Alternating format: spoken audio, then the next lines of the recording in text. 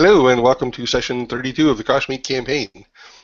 The players are trekking their way through the Colossal Expanse on their way to Mystic's Blessing, where the rumored city of Mythalamar is supposed to be, or in that area. We'll find out. Alright, so it is the first of drawing down. You guys, well, let me just back up to the night before briefly. You guys had trekked through the Colossal Expanse, as I said, on the way to Mystic's Blessing. I'm going to bring up the map, maybe. And you were with a former war veteran named Balmera. He's your guide, and he is leading you there. On your first day, after leaving Cerner, which had been assaulted by hill giants, on your first day, you met all sorts of wildlife and things trying to kill you. Amongst them, wolves, ice trolls, yeti, even an ice roper. Currently, you're in the basement beneath Ice Watch, the shell of Ice Watch.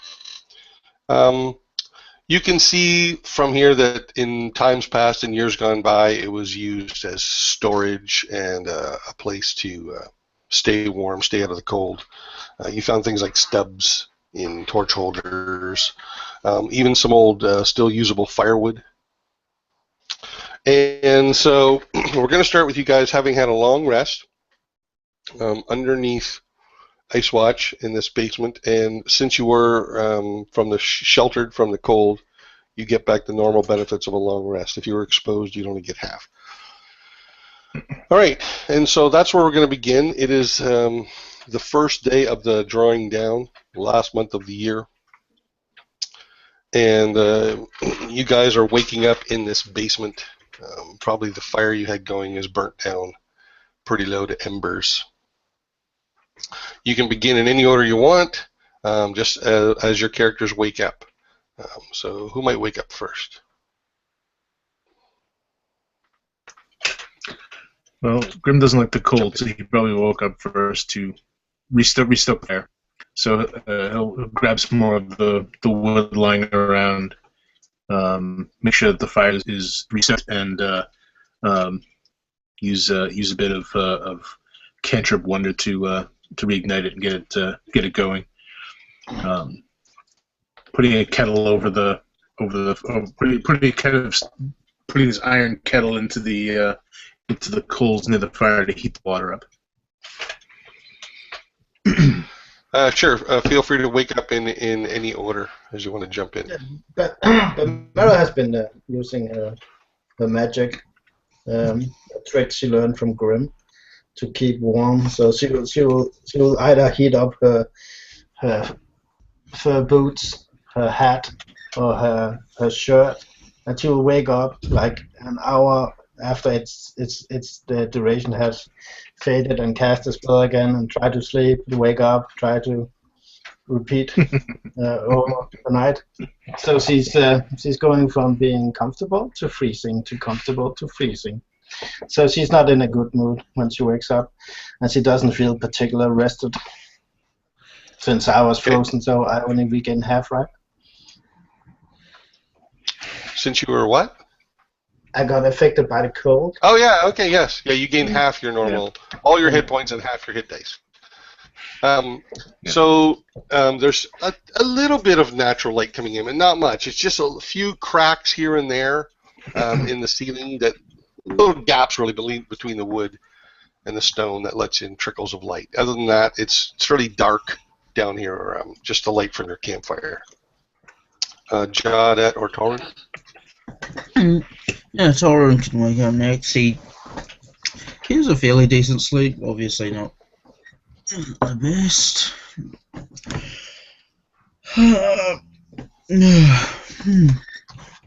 So, you two ready for the rest of our journey?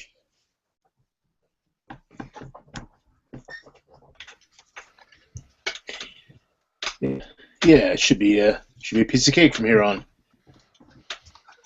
I don't say that. Another 2-3 days anyway.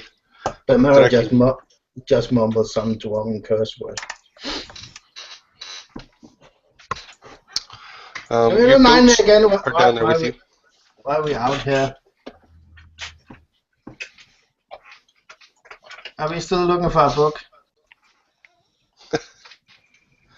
I mean, this is colder than I expected it to be. I mean, we've been beaten all day yesterday, so I'm guessing we're gonna get beaten all day today too. So, yay, the wonders of being an adventurer.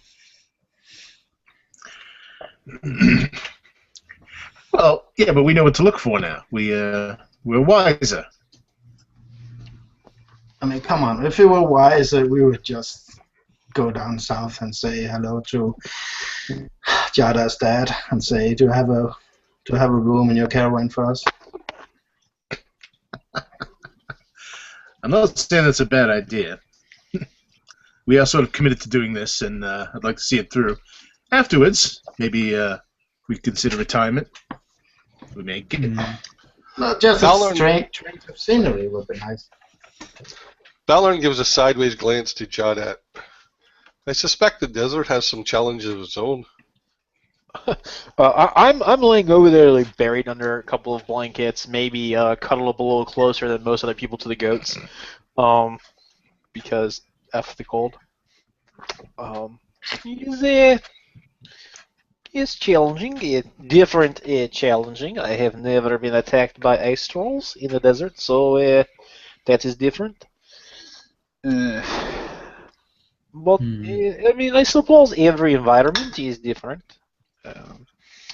But there is a positive side. The less we talk, the more we get on goat and go, the less time we are in snow. That's true. Yeah, So- so we should get going. Aye. Also, perhaps So- the next place that you pick for us to stop and rest, it might not have monsters at it. That would be wonderful. Well, hey, at least it wasn't haunted, right? Not yet. I can look over at the zombie wolves.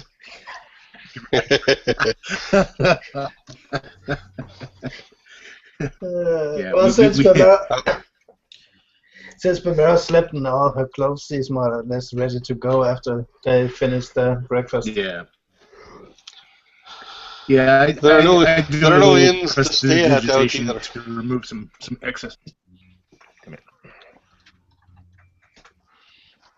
Sorry. No, Yes, I I suppose must have not. some serious lag.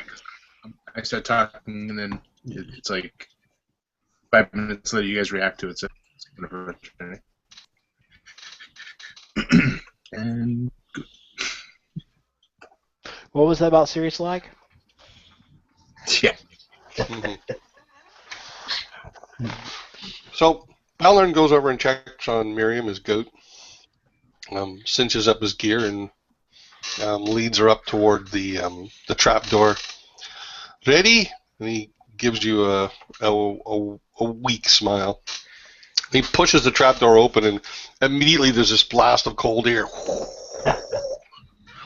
that comes in. And he goes out with the goat. Balmera will pull her rabbit cap further down as it possible can come, and she will go out into the cold wind and the snow and the ice trolls and the giants. Oh yeah, and the winter wolves. And that's just the weather. Yeah. Yeah, I'll start leading my goat up as well, and then start rehitching mine and Alex's to the sleigh. Likewise. The sleigh is pretty much where you left it. You have to dust a little bit of snow off the seat and things like that, but other than that, it's relatively unchanged. You guys get all hitched up, and you ride out from Ice Watch and turn your way west again, deeper into the Sidri Trail. Yes. As you travel, Balnorn, at one point he comes next to you, Balmera. You're a southern clan dwarf, if I'm not mistaken. Yes. And an underground one at that. Mm-hmm. Why? Why are you here? How'd you get mixed up in this? Well, let's just say I nearly married the wrong guy.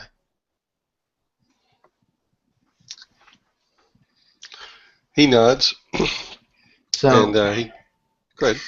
I will say, back when I was a little girl, and I dreamt of the outside world, what wonders it would hold. I didn't imagine myself sitting on a goat in a blizzard. I'll tell you that much. Never thought you'd see this day. Yeah. You guys continue on for a couple of hours. The day is overcast, but it doesn't look like there's any sign of threatening storm. There's a shelf of cloud, but it's a high shelf, just like gray sleet. It is cold, but the wind is almost nothing. It's very, very calm wind today, which is a good thing because you figure if it was really windy, the cold would be much worse. You feel it much more worse. So as you travel on, the trail narrows to about a few hundred yards apart, and in the middle path kind of becomes hilly. So you're kind of going up and down in this valley between these two mountains. And at one point when you crest the rise, now I think you got Balmera sort of on point, and I'm sorry, Balnorn's on point. You got Balmera and Tolraun back, and then you've got the sleigh with Grimm and Jawdat. Tell me if that's wrong. No, that's Did I how do I that? remember it. Okay. So at one point, Balnorn comes to like a crest of one of these sort of snow hills, and he stops. Fuck. When you catch up, you see that about maybe a mile ahead, cresting the next ridge, are two huge humanoids, maybe 20 feet tall, blue-skinned, and they're riding mammoths. They're each riding a mammoth. Their backs are to you as they are going over the top of the next hill. They're riding away from you.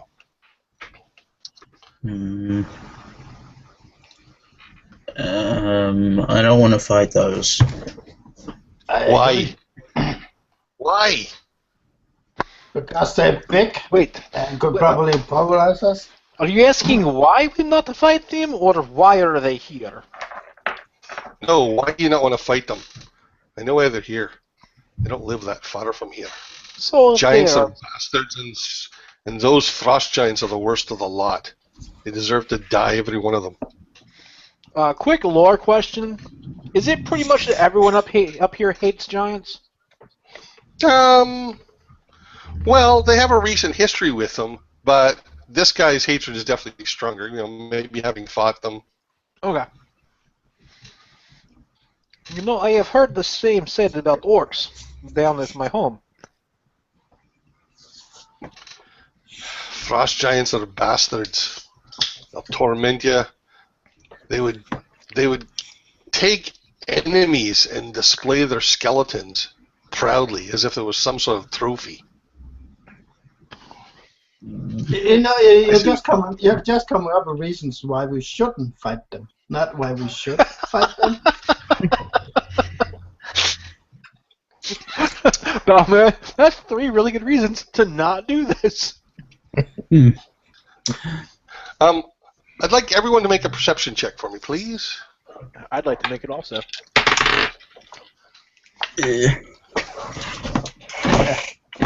5. He said make it, not fail it. Sheesh. Okay, Yes. sorry. Listen. 17. Yes. There we go. Got it. 14. And Grimm? 14 also. Okay. So you don't notice Balmera, but the other three do. As the giants dip below the hill, one of them turns back, and you're pretty sure they see you. I And, wave. Do you really wave? Yeah. Okay. To us or them? Well, they turned back. Um, They saw us, so I kind of do that semi-sheepish, like, hi. Whatever's the universal symbol for we come in peace in this world, I do that. Is the middle finger pointed upwards towards? That's bags of money being thrown at people. I'm pretty sure is the universal sign for "Don't hurt me." Oh, I take out all those sacks of money that I brought with me. So, as I wave and I look at Grimm.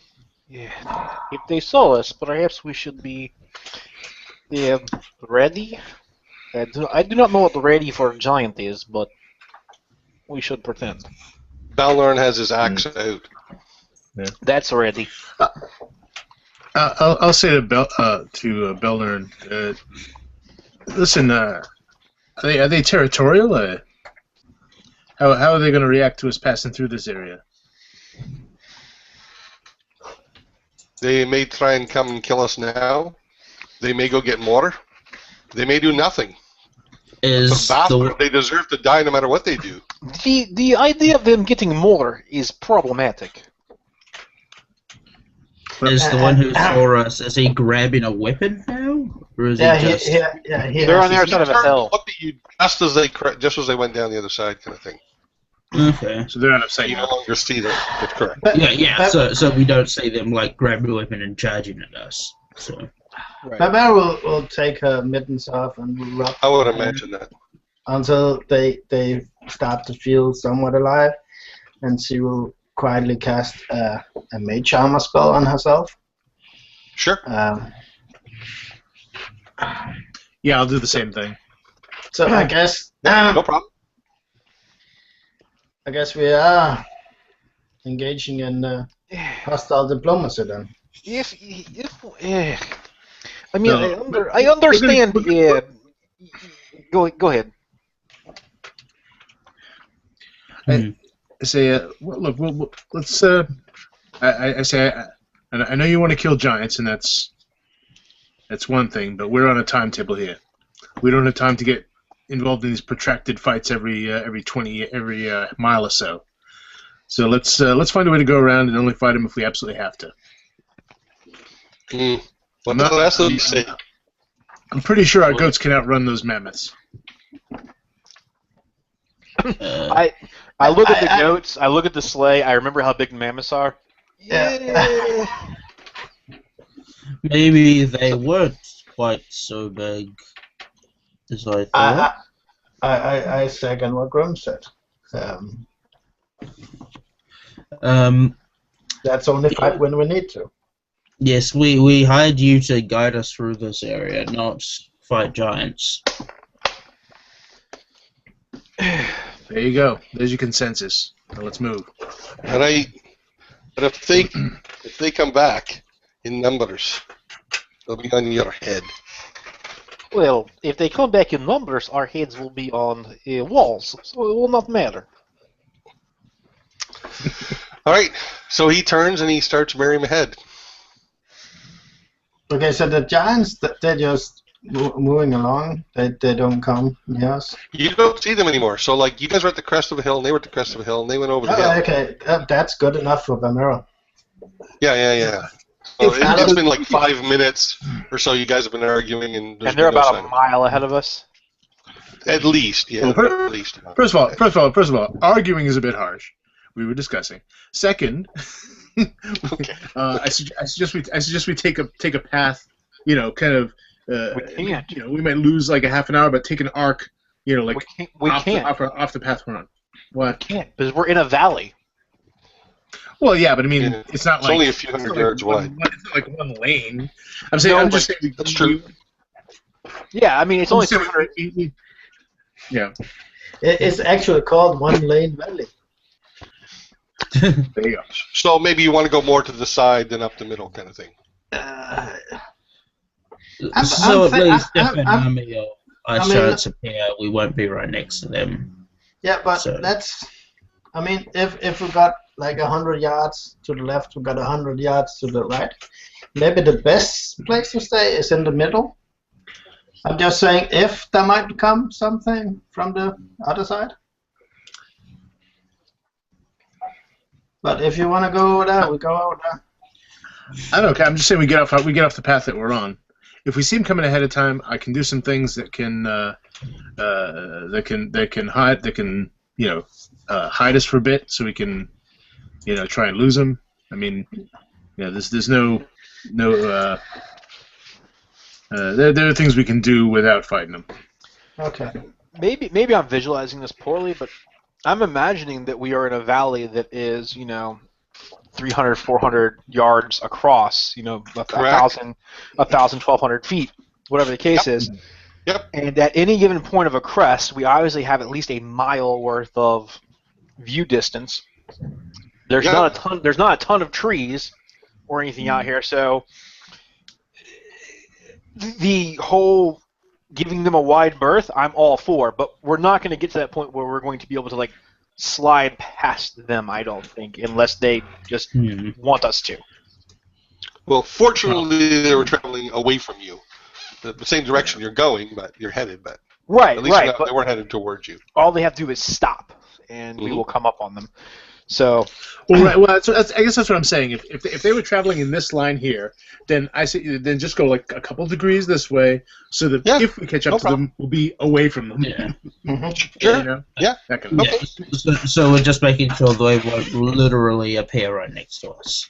Yeah. So Exactly. if you were in the middle, maybe you move 300 feet to the right. Or something. Yeah. And like I said, just a slight angle, just to get us, maneuvering distance.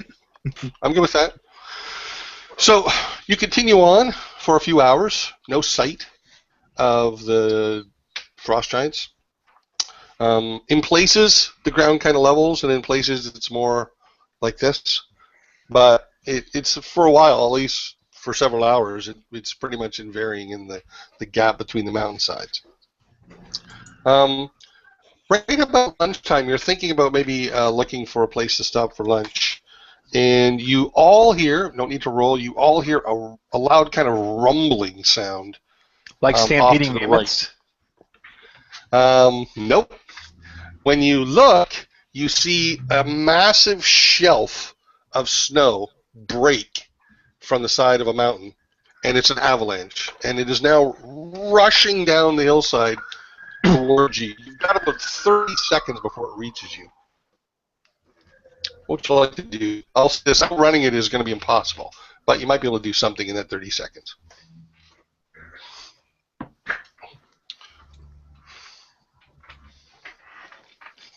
Well, shit. Yep. I mean, that's an option. I'm gonna. Yeah. No. Free action, I think.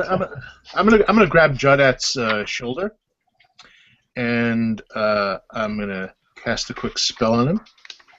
Okay. Hang on. And I think you can do it on another person. Yeah. And I cast Levitate on him. Okay. And kind of as I grab his shoulder and cast Levitate, I kind of also give him a little toss upward. Sure. So you begin just kind of floating up. Okay. Okay. Anybody else? What did Balmera and Tolraun want to do? Well, I was going to jump off my goat and slap it hard so it would at least have a, I don't know, fighting chance of running away and then get under the car. But as I see that, it kind of stands and, you bastards. I say, There are 10 targets. All 4 of us, Balnorn, our 4 goats, Balnorn's goat, correct? Mm-hmm. Well, if you count the sleigh. Right, but I mean, the sleigh is not a creature, so I can't. Right. 10 targets plus a sleigh, yes.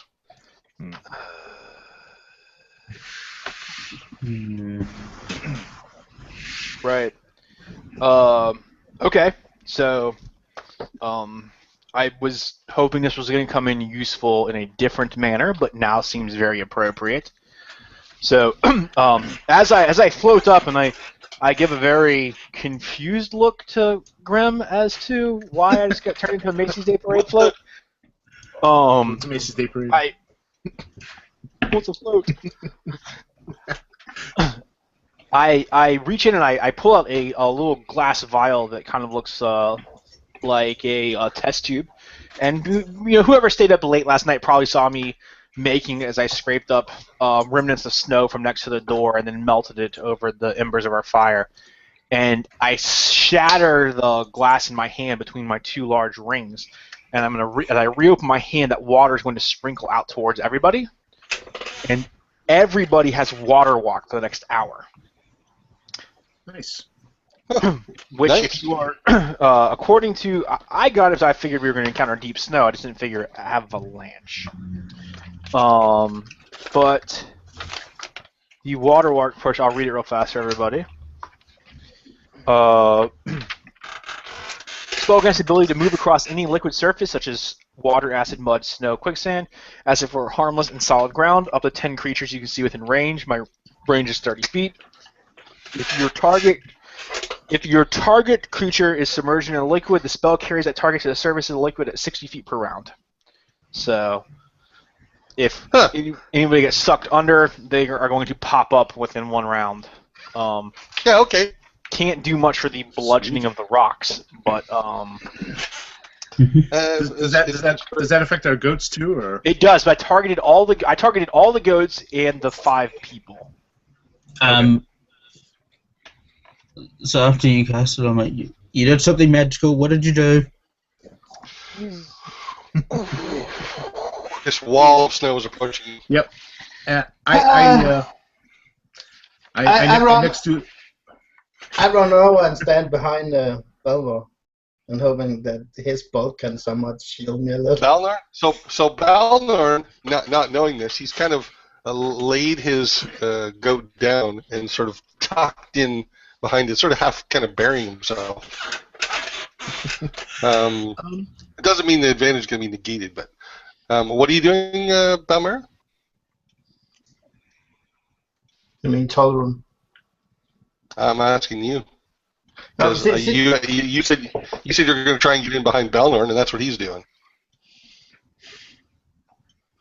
Well, fuck it. She's gonna lay down next to him and try to get behind the goat. Okay, and what about your goat? Hey, Rob, how Just much does the gonna- goats weigh? Just out of curiosity. Oh, I don't Is know. it dire goat, right? 500 pounds. Yeah, Prob- sounds about right. Well, if it can carry us, shouldn't it at least be 100 kilos? 500 pounds is more than 100 kilos. Oh, he said 500 pounds. Okay, sorry. No, she's gonna lay down, spooning with Belmera as the avalanche hits. And what about your goat? I'm just gonna let it run. I mean, do what goats do. Okay. Anybody else want to do anything? Tolraun, Grimm? I'm gonna attempt to run it, but I'm not going to. I'm Okay. gonna. Okay. So we've got 30 seconds, right? So which Well, you got boils down less to. now. 'Cause You would have had cast a spell. 5 actions. I was thinking right. Okay, so I did one. My next action, as I kind of throw him up, and he's doing his thing. I look around to see who else is running. I see Tolraun, and I point a finger at him, and Tolraun and another incantation. And as he's running, you do like one kind of like long stride to to run, and all of a sudden you're off the ground, also levitating. Okay.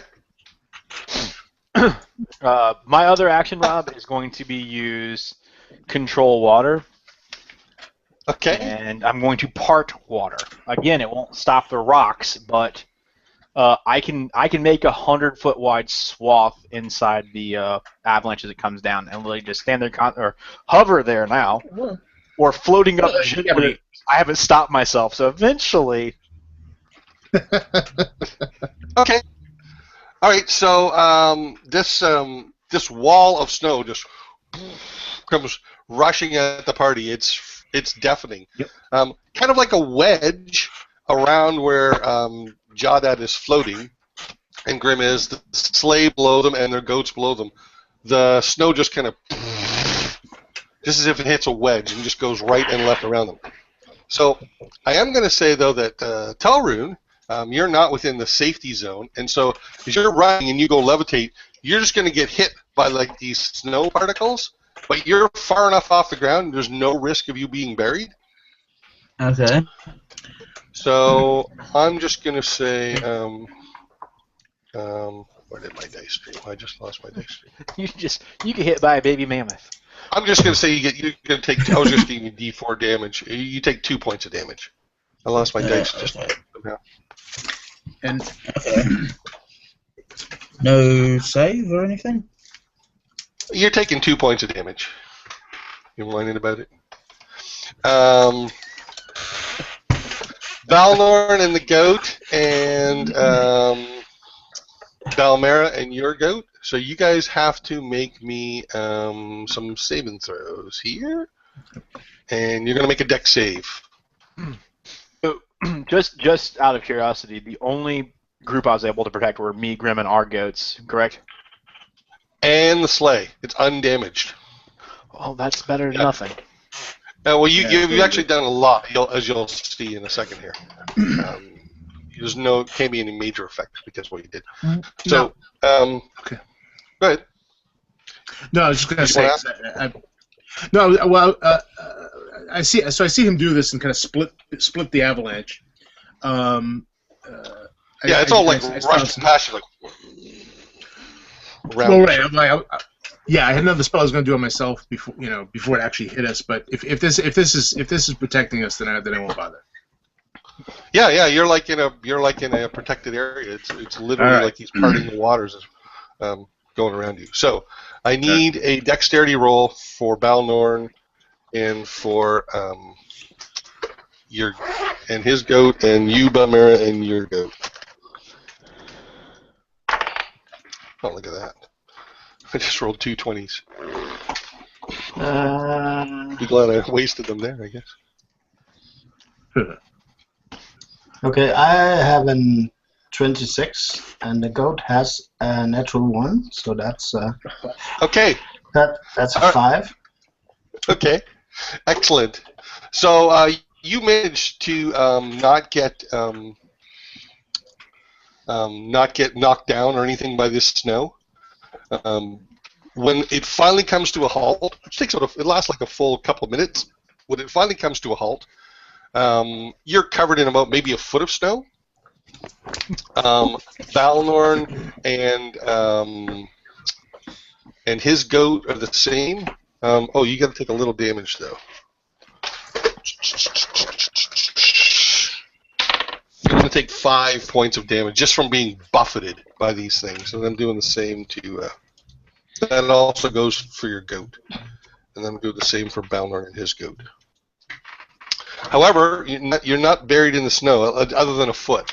But your goat, which rolled the 1, is buried in the snow. So when the snow clears, there's still kind of a fog in the air. You realize that your goat is buried under the snow, and you start to panic. And after about maybe 10 seconds, 15 seconds, the goat literally like almost swims to the surface, just poof, pops its head up.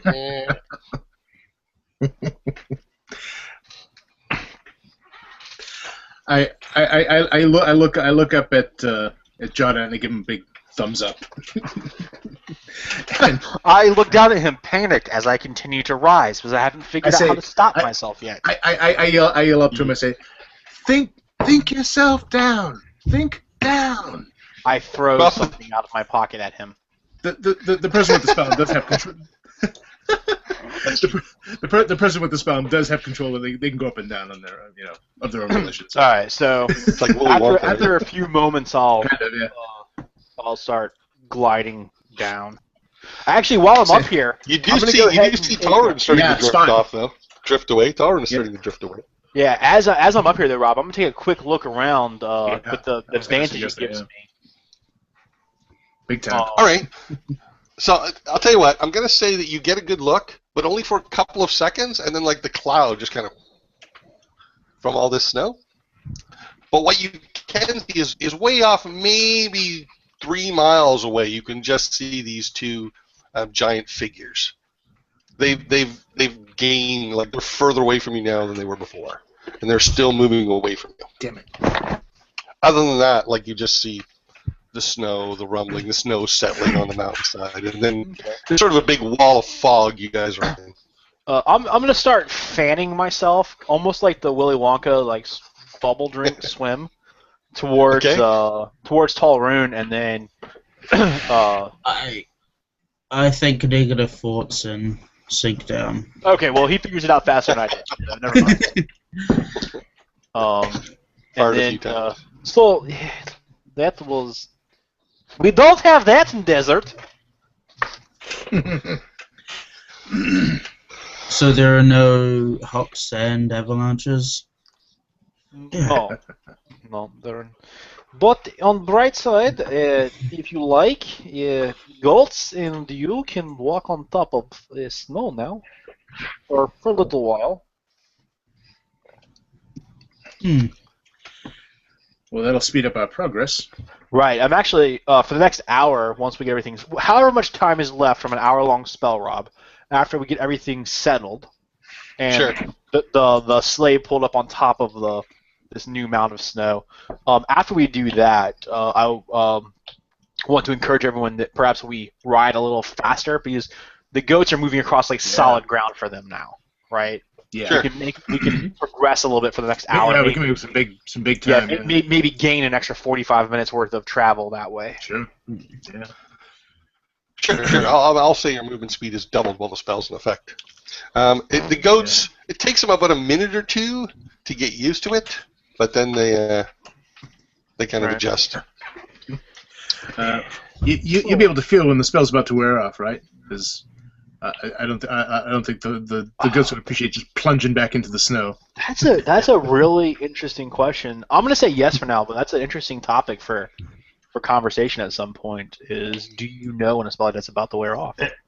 Progressively, it begins to Caster feel might, it, right? but I don't know about necessarily the target. Well, that's what I'm saying. Yeah, that's what I was asking him because he can kind of warn the goats. All right, let's slow down to a stop because we're about to sink. Yeah. I would say maybe I'll have an internal clock on it, but yes, I will try to let everyone know because you will sink it back into snow.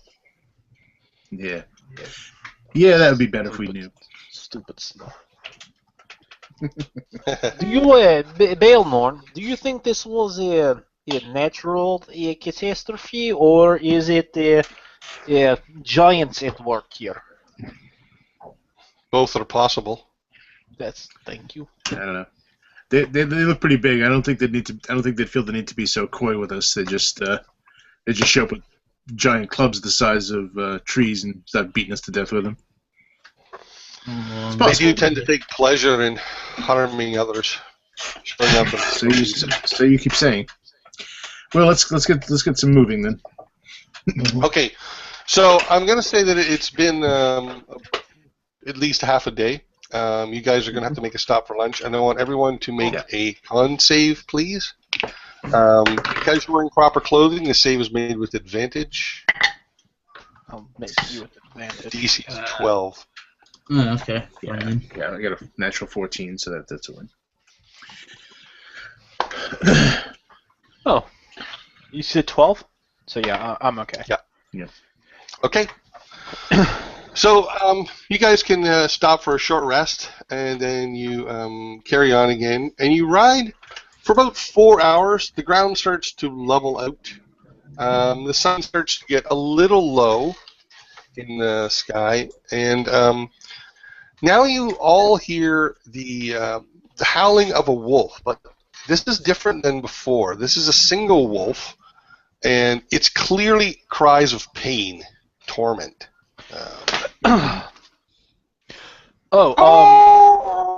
Dumb question. Were my wolves able to clamber out of the snow, or are they gone?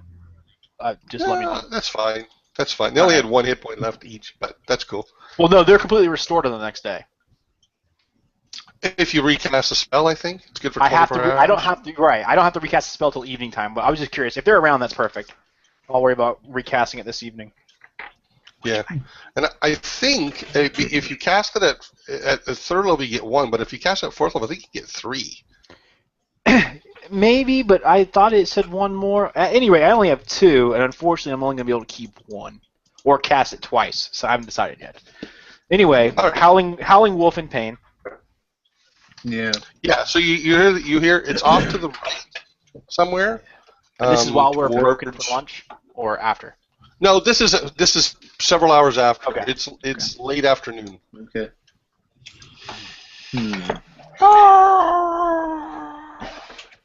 Does it sound relatively close or well off in the distance? Mm, I mean, I can give you a survival roll.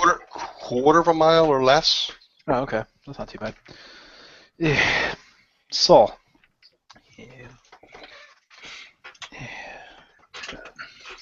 You know,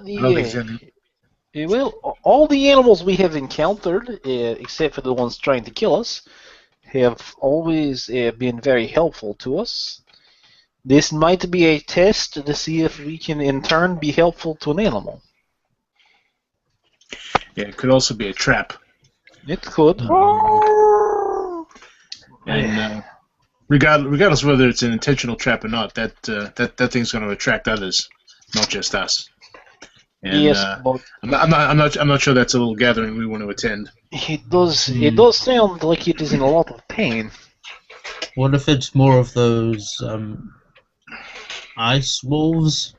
It is No, you very well possible, could be. but it Well- only sounds like one voice crying out. I do not hear Well- others.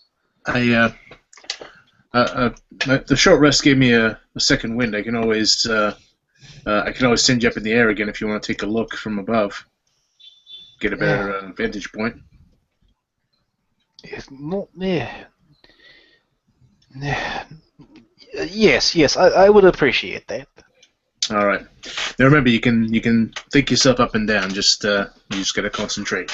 So I reach over and I touch him, and again the incantation moves in my hands and into him, and suddenly he just feels buoyant, and you feel like you're suddenly floating almost in water, and then just at the thought of going up, you begin rising up into the air. Okay, and as I go up, I'm gonna do a little bit of a swim movement and try and get a better view that direction. Yeah. Okay. So I'm definitely going to let you see the source of the sound, but I'm going to have you make me a perception to see what level of detail you get. So make a perception roll for it. I rolled a 13, so 15. All right. So what you see, and only you see, is you see a single wolf. It's against kind of a rock face, a dead end almost in the kind of the side of the mountain, and gathered around it what looks like chunks of ice, maybe 2 feet tall chunks of ice, blocks of ice. They're moving. And it seems to be pinned against the wall.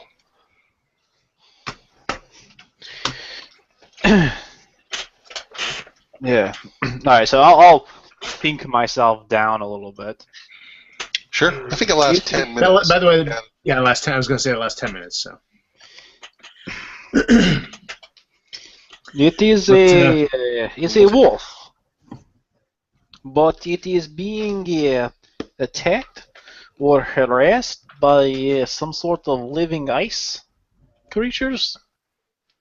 Something. I will glance to our guide when he says that, like questioningly, like something that if I had not seen it with my own eyes, it would be catastrophic for us later because we would not have known to look for living ice. yeah, How big are these ice creatures? Yeah, Like ice trolls we fought? No, they're like they're like 3, 4, 5 feet tall. So the 2 wolf feet is, tall. They are half of what I said. I bumped my head. so the He, wolf is not Balnor shrugs. dying. Like, It's and fighting. such a No, creature. it is about to. And Well, then we should get as much distance between us and it as possible, in case those things decide to come after You us. continue to hear its cries. Can you fly? Can you fly up and kill it? Some of the Yes, sounds sure. you hear are you can recognize as sounds of pain, like Put it not to just put it it suffering, but like if something had hit it, Right. it Yeah, caused it yeah. pain. and how to put far it- away are they to from? put it out of its misery. Maybe 1,000 feet.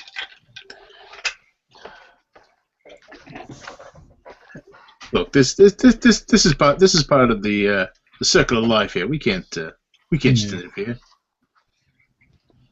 No, we can't interfere. Strange ice things have the right to eat too. Well, remember that this evening when we are being attacked, and I will make sure that I do not push them back with a large wave of snow. Oh, come on! Are we gonna stop and save every squirrel that falls out of a tree? I mean, seriously. Perhaps not, but this is... We have not been presented with this. This could be a test, and I cannot fail it. A test by whom? You would not understand, because you have little faith in the gods. Look, travel on, I will catch up. Yes, don't start him on that whole debate again. Right, so travel on, I will catch up. I move faster than the sled does. But you can fly, so. Sure. For 10 minutes and very slowly. Have you not Well, seen it's this? still 10 minutes of flying. You don't see me flying for 10 minutes, do you? It's like, I will argue with you later.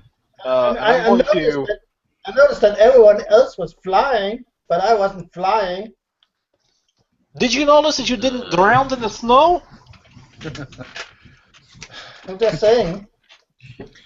I say, take one of the goats. Balmera, you come in the sleigh. You take one of the goats and catch up with us. Okay. And, Balnor agrees to go with Jawdat. be careful. Just stay on the path, and so I can find you. Sure thing. And what about you, Tolraun? Are you staying with Grimm and Balmera, or are you going with Jawdat and Balnor? I'm staying with Grimm and Balmera. Okay. Hey, Rob, a quick question. I don't know if you know this right off the top of your head. Can anyone use a ring of spell storing? It's just I don't know off the top of my head. I'm You not can look it up in the DMG if you want. Yeah, I'll take a quick look. That particular ring, though, that particular ring is only for you. That's a special ring of spell storing. That's not even your average. Oh, okay. So I can't loan it to someone. Okay, never mind. It's literally kind of you're bonded with it or whatever, attuned to it. Okay. Yeah. Even if they never mind. could, it would take them 24 hours to become attuned to it by the rules. So. Oh, I didn't know. Yeah, well, I didn't know if it was happened to be an item that didn't require attunement. Anyway, it doesn't matter. So Yeah, no problem. yeah, so we'll head off. Going. We're not going to go at our fastest clip. We're just going to continue moving on, but we're we'll go at a pace where they can catch up to us. Okay. All right. So Jawdat and Balnor, they head off to the sound of this wolf. And what do you want to do? Balnor says, "You've seen this. So what? How do you want to proceed?" You said there were like 4 of them that were around it? About a dozen. About a dozen. Okay, whatever. So, yeah, carefully, and I'm not sure. We have to determine how hard it is to scatter the ice things.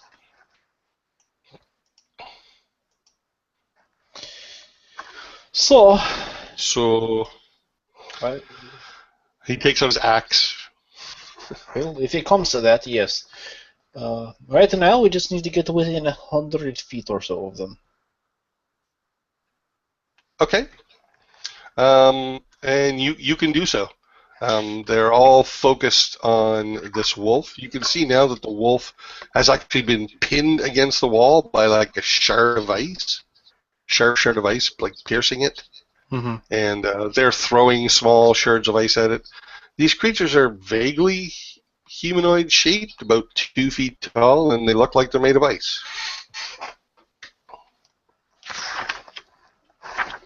Wow. So have you ever seen these things before? Say when. Nay. Yeah. He's dismounted from Miriam. He's got his axe there. He's kind of crouched in the snow. Well, let me see how they respond to yeah. And I'm just going to I look at one and that sort of sand beam pops from my hand and will strike one of them. Okay. Will strike at one of them. I'm assuming it'll hit them, but I could be very wrong. You know, an 11. Okay, well I can hit an 11. Okay. And for damage, be 8 plus 4 is 12. 12 points of damage. All right. So this is radiant Yeah. flame or whatever, sacred flame or whatever. No, it's guiding bolt. Right on. All right. So it howls in pain, whirls, and all 12 of them take off, and they start flying. They're fairly low to the ground, maybe 10 feet off the ground or less, but they're all flying right towards your position. Balnorn is rushing them. So he can't get to them just yet. So I'm just going to go through the initiative again. Did you want to move, by the way? You still have a move action. Yeah, I'm gonna try and keep a bit of pace with Balnorn there. Okay. So that once I want to close within 15 feet of them, which should happen fairly rapidly as they are moving towards us, and now we're moving towards them.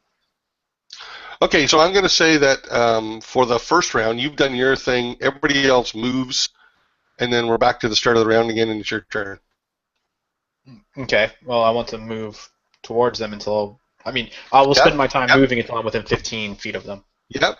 Okay, and once I'm within 15 feet, I look at Balnorn, and if the camera can see it from my eyes, for a moment he's sort of outlined in a golden glow, and then I reach down, I scoop up a handful of sand. As I toss it up, it will change to sand, and then it rains back down. I'm casting Spirit Guardians. okay. So all of the little floating angelic bladed coins start whirling around in that 15-foot radius around me. And everything that's in it except for Balnorn is going to take 3d8 radiant damage. Okay. So I'm going to say that 3 of them are within it, and roll me your 3d8.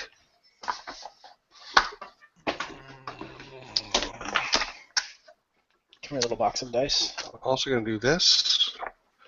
Can you guys read that okay? Is that readable to you, those stats? Yeah. So one of you guys who are not fighting right now can, I'm going to have you roll for Balnorn. I'll roll for the monsters. So they'll take 13 points of damage. Okay. So there's now 4 of them that are injured. And when they're injured, you see like ice shatter and stuff go flying. And it's Balnorn's turn. Somebody want to roll for him, please? Yeah. He gets 2 attacks per round. Okay. 17 and AC's 11. 14. AC's Okay. 11. Okay, yeah, so both 2 hits. And what does he do damage with? 1d12 plus 5. It's all right there. Okay. No, 1d12 plus 6. I haven't seen it yet. Just okay.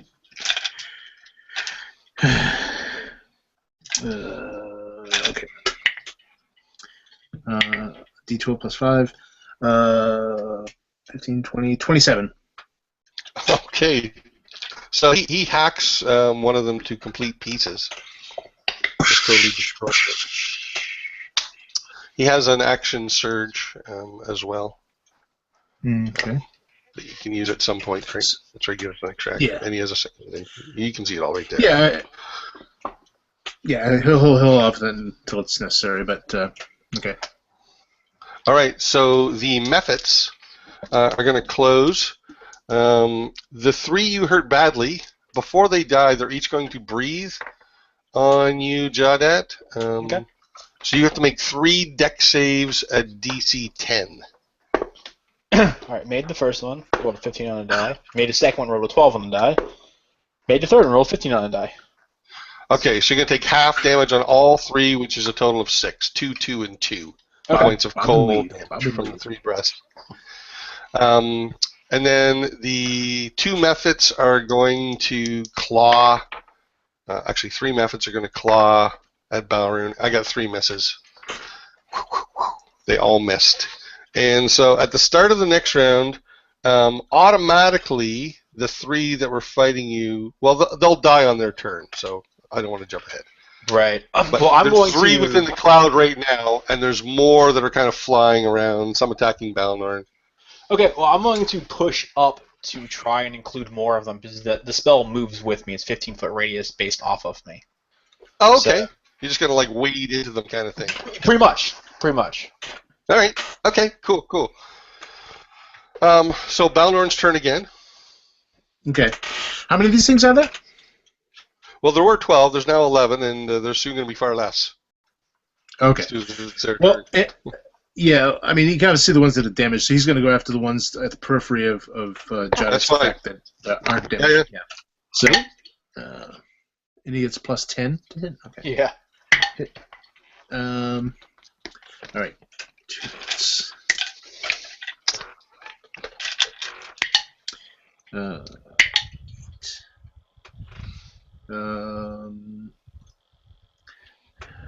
24. All right. So he destroys another method. He just hacks and ice chunks. Yep. Just and he's just going to keep wading through them. The 3 you're going to kill 3 more methods automatically there, Jawdat, and you're going to do some damage, which you have to roll for. Do some more. Alright, and it will be...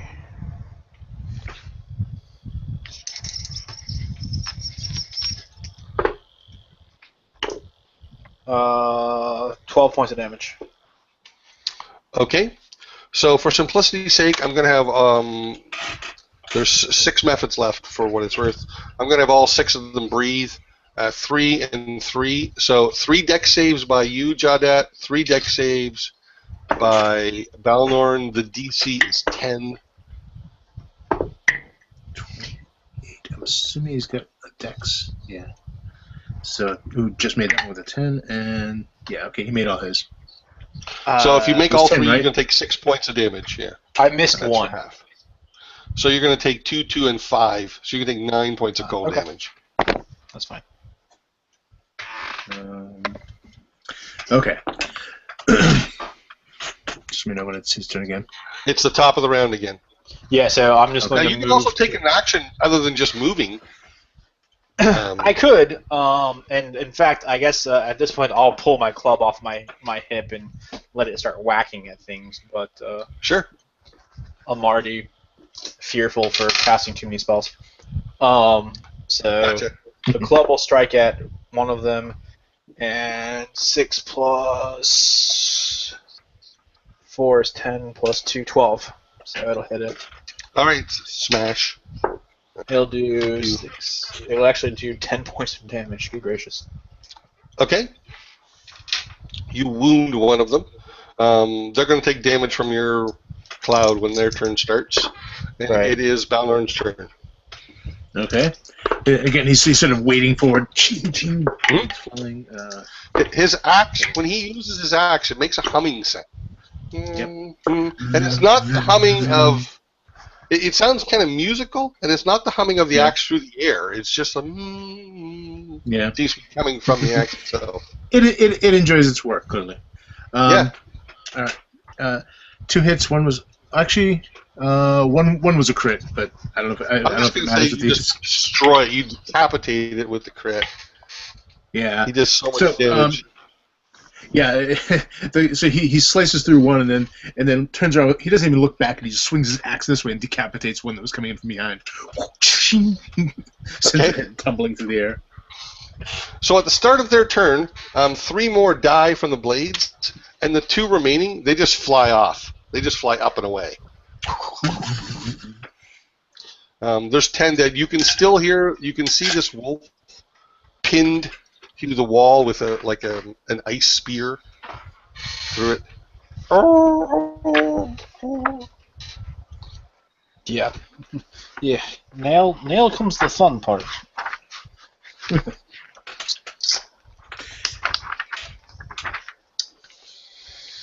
Whew.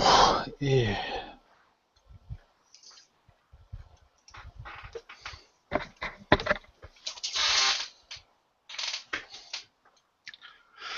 You can see blood staining its fur, certainly, from mostly from its where it's been pierced, but also from other small bits of ice that are sticking in it. Right. I can't do much about that.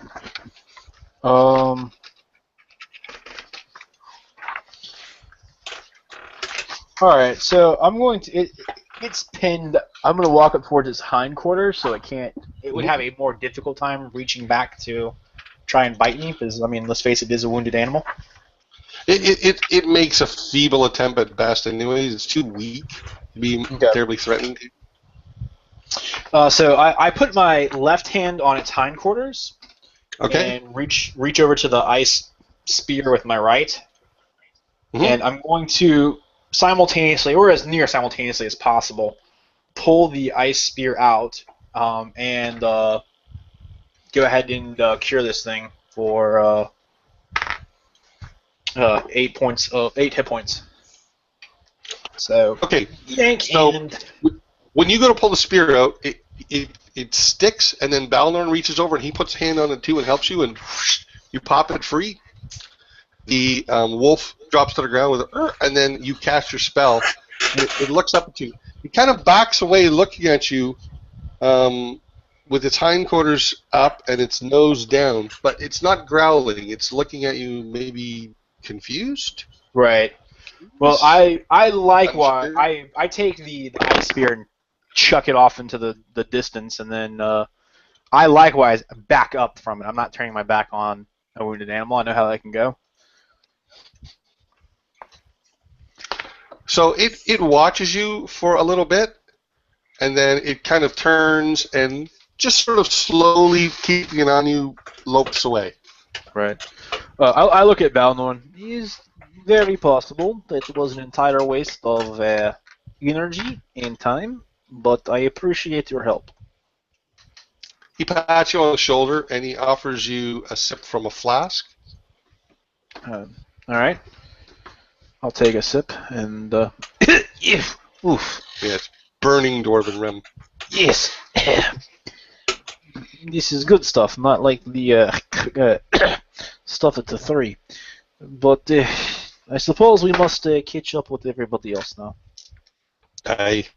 So you guys make your way back to your goats. You mount up. It takes you maybe 15, 20 minutes, and you manage to catch up to the group. Do you want to reestablish your positions when you do? I'll look to Balmera. If she looks comfortable, then she can continue to ride in the sleigh, and I'll keep the goat. Otherwise, I'll switch off. But Just let me know. Yeah, I could probably handle this. I could probably handle driving the sleigh. I mean, I've been watching Jawdat do it. Plus, goats know their business. So. Yeah, I choose whatever you want. Just let me know what you choose. Yeah, so we'll. It's cool. You can get up in the sleigh again if you want to. all right, so then I'll switch out with her, and I'll get back up in the sleigh. And Okay. I mean, I'll let Grimm continue driving. I'll take the quote unquote shotgun position at this point. Sure. All right. I don't mind that. So you guys continue to head west along the Sidri Trail. It starts to get dark. Balnorn's looking left and right, and he slows his pace maybe 20%, certainly noticeably.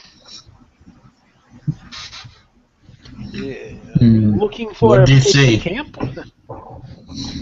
I'd like all of you to make me religion checks. You'd think that's where I was a Viking. The DC is Uh, 10. What kind of checks we do? Religion. Religion.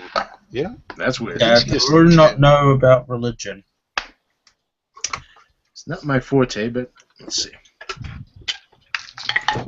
Yeah, I rolled a 10. not I, bloody likely. you need a 10. Anybody make a 10? I'll tell you in a second. Yeah. Actually, I did barely. Got exactly a 10. It's only because I'm really smart. Okay. So those of you who do, you get a sense that it's like smelling a scent on the air.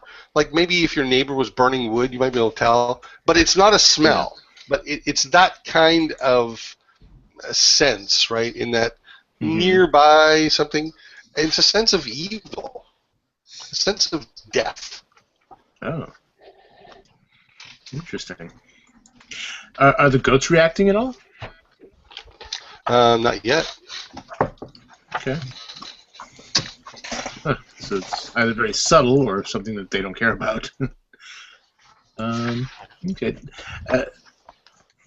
I'll kind of take a moment to sort of slowly turn my head and see if I can see if it feels like it's coming from one particular direction or any other.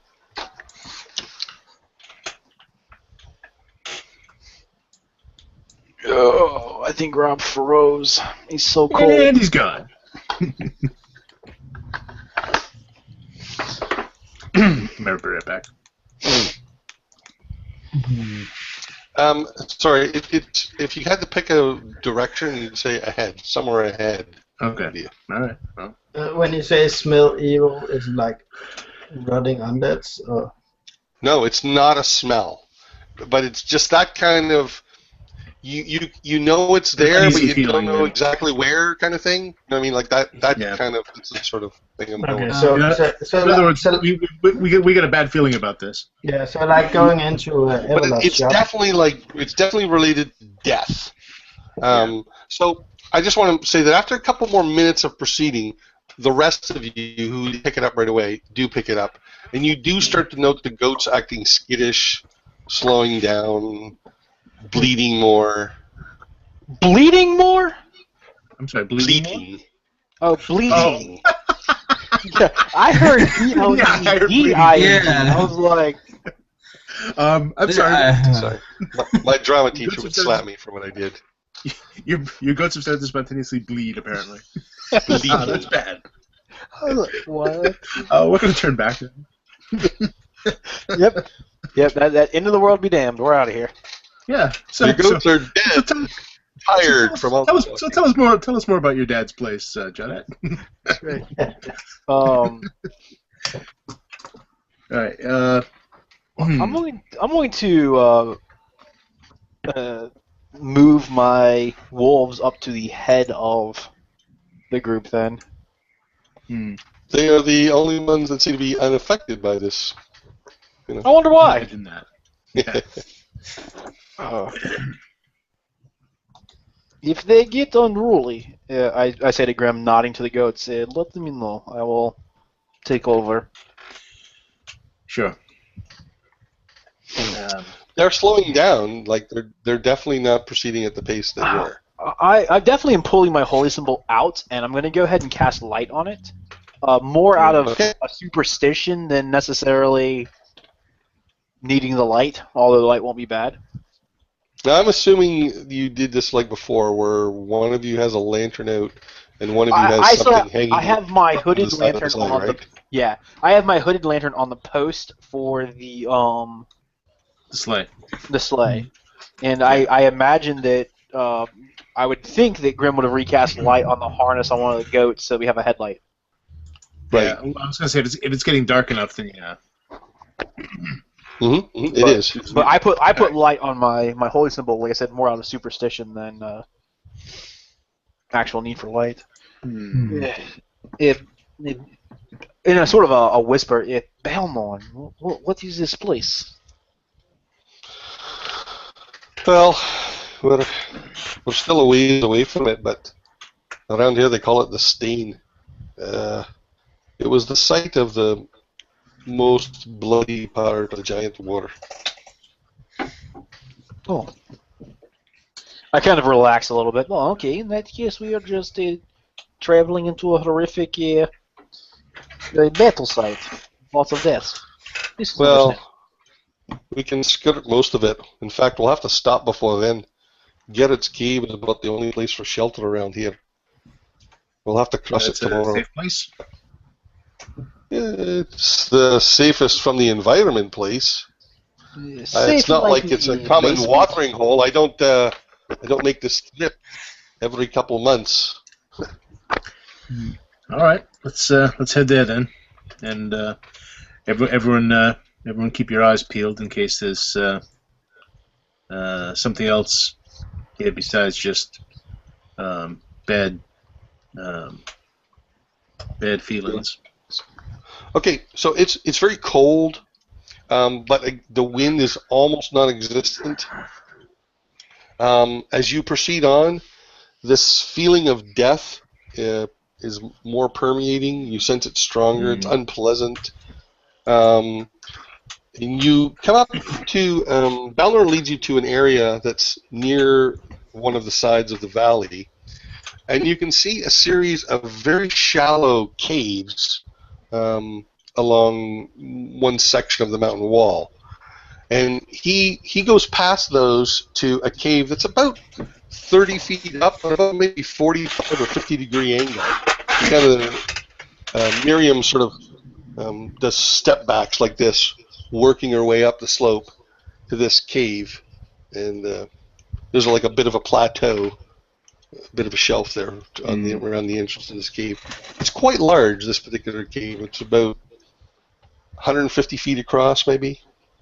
The other ones are considerably smaller, and you can see, I mean, some of them are shadowed, but you can see that most of them seem very shallow.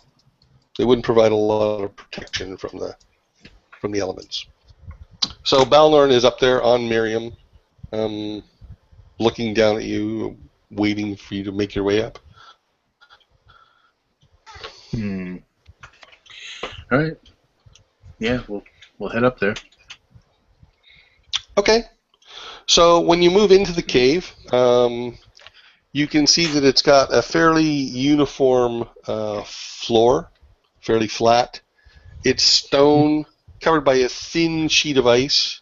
There is a little snow, well, definitely some snow around the entrance, but the further you get in, the less and less snow there is, and it's more just rock covered with this thin sheet of ice. It goes back for quite a ways and starts to curve to the left. So through this, as you're going through, at one point you see a fairly large pile of bones against one side of the wall. An examination shows them to be the bones of maybe an elk or caribou, several of them. No. All right. He continues it further. Yeah. It's I was pretty much nothing. I mean, it's pretty much, there's no smell really. You still get this sense of death, but it's much fainter. It's almost as if the cave offers some protection from it, or at least blocks the smell, as it were. The cave finally, he comes to a stop, and the cave appears to be blocked off going further. There's like a pile of rubble that's blocking it. You can see that the natural walls of the cave definitely show that it goes further into the mountain. But there's a pile of rubble, and he stops there. On the ground, you can see very, very faint remnants, very, very old, of a fire. Balnorn gets off Miriam, starts unloading his pack, starts picking up pieces of firewood, arranging them around. There's a few rocks there that help with the campfire. He looks up at you. I say to Jawdat, I say, can you manipulate snow in a more controlled fashion? Not at the moment, but sometimes, yes. There's no snow back here. There was only snow by the entrance. You're way sheltered from the snow. Well, I was actually thinking about if we could sort of bury ourselves a little bit. Not only would be more hidden, but it would also give us at least a delay before something came charging in to kill us. Well, if just to be clear, you're about 150 yards in. Yeah. From the entrance. But basically, you're just looking to make a snow door, right? Kind of, yeah. Just even just a low wall, something that would, give someone pause or at least kind of hide us a little bit. Yeah. I mean, we could do it by hand. I mean, there's no reason we couldn't. Just I could make a shovel. Right. That's easy. Yeah. Well, let's get camp set up first, and then we'll do that. I look up at the ceiling to make sure there's not ropers. No. There are a few stalactites, but not much. Just the stalactites that are there are like short and stubby variety. They're not long and pointy. You said this fire. It's fairly uniform. It's fairly smooth. It's not even a pit. It's just like fire. In other words, a level to go. But yeah, yep. Stones, ring of stones. Yeah. So we'll go back as far as we can, like around the little bend, and just so the light's not obvious to the outside world. Yeah. As I said, it curved in. And I'll get that started.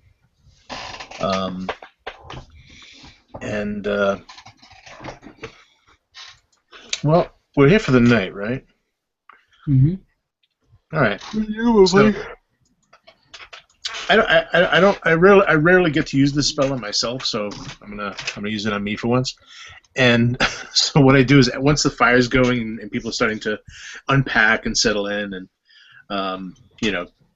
that kind of thing, I'm gonna go out toward the entrance and as I go I kind of rub both my arms, rub my hands together, and kind of grab each shoulder, and as I pull, I grow observably twice my size. Okay. To enlarged, and so as I go out to the entrance, I'm going to. You're not in any way cramped at all. Like this, as I said, it's like 150 feet across, 100 feet high. Like it's nice. Yeah, and let me just double check one thing here about I can conjure up simple objects that I can just kind of make out thin air. So I'm going to sorry, I'm just gonna check I want to check the size on it.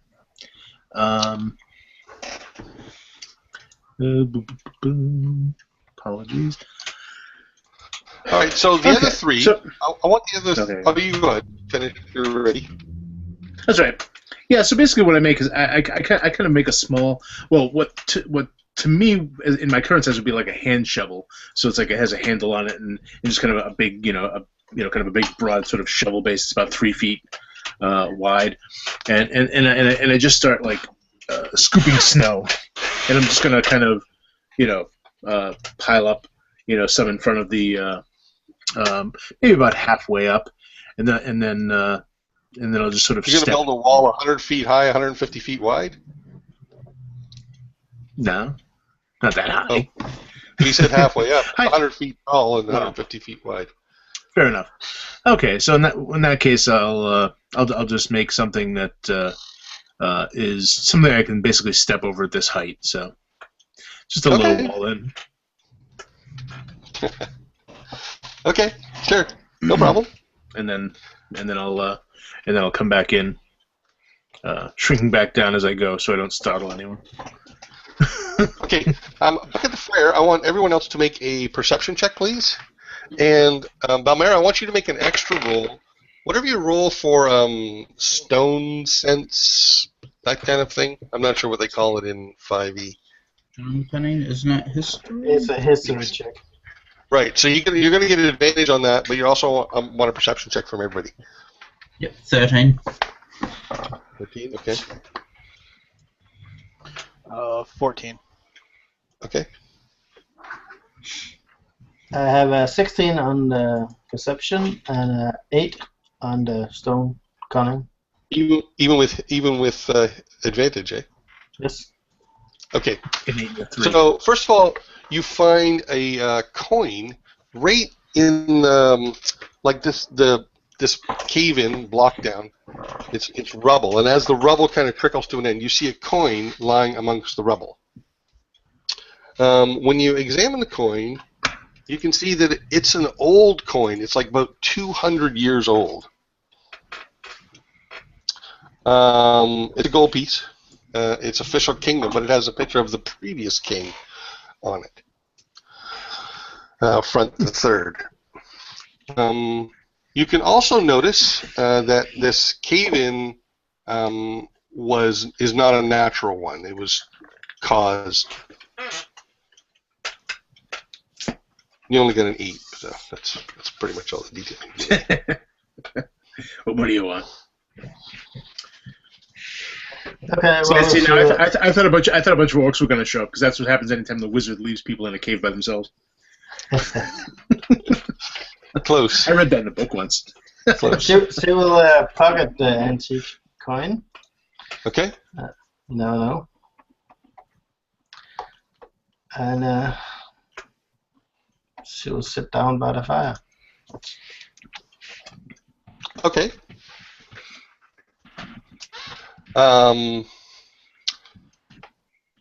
Grimm, when you as you're making your way back, you get about 3/4 of the way back, and you hear a sound behind you, kind of like a clicking sound or clacking sound. Okay. Obviously, I'll turn around so that my medallion is kind of facing that way, so I get some extra light and I see what's there. Okay, so approaching up the hallway is about a half a dozen skeletal elks. Huh. That's a hell of a thing. Mm-hmm.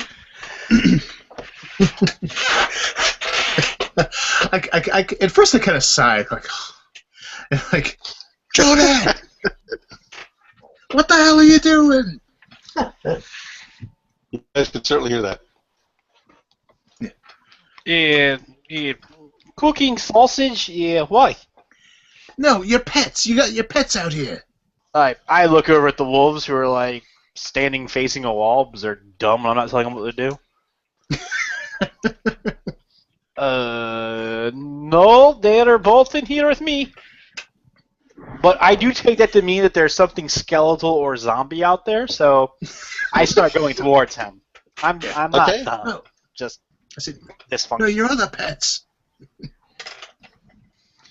I don't know what you're talking about. I'll be right there. The rest of you? I look back at Balmera, everybody else and give them a nod like, you should come with me. There are monsters over here because I clearly did not create them. No, it's a very specific nod, but it's orcish. It is an orcish accent. Yeah, orcs can say a lot of words with just one nod. It's a We lot of have it's an orc. nods and then it's inflection, but lip inflection, like where they're pulled behind the tusks and stuff. It's complicated. We all have like books that are pictures of Jawdat's face with like the translations to them. Which is why I don't have much equipment. I had to pay for all those books. They should go to this huge dictionary. Did he make that frown or that frown? At any rate, I give them that look, and then I start going towards. Yeah, I'll As I sort of begin to realize that maybe these aren't Jawdat's pets, I begin to sort of backpedal and back away from them. Are they like charging, or are they just moving towards? They are. They have moved. The three in front have moved into a full charge. Ah, well, in that case, I run. Okay, and So I'll tell you what I'm going to say. I'm going to say that because you're increased size, your speed is obviously going to be increased. Your legs are longer. You take bigger steps. Yeah, long legs. Yeah. Boom, boom, boom. However, their speed is 50 feet around. So I'm going to say your speed is now equal, and they are neither gaining nor are you leaving behind. So you're running, and these elk skeletons are like galloping, charging towards you with bony antlers. And how many did I see again? There are 6. Okay. As I'm heading towards them, I shout, six undead elk or deer or moose or some shit. Okay, so for everybody who moved towards them, you guys would now. I'm going to see you guys now at the same place. So somewhere between where the campfire was and where these elks are Grimm, Tolraun, Jawdat, and I believe you went to Balmera. Yes. All right. So you guys are all there, and you can see these things charging down the hallway towards you. They're literally charging you. Yep. Okay. I will shoot the first one with a firebolt. You can roll initiative. So gonna do the most. Bam. 33. 33 on the initiative. Yes. How do you get And I just know 33? Thashif is gonna roll 25 or something. 16. Okay. But I agree. How do you get 33? 12. I have a +4 in Dex. 23 or 30. Oh, okay. Okay. Yeah. Okay. Yeah. So. Okay, what's it? Quick though? Just, although it is kind of awesome.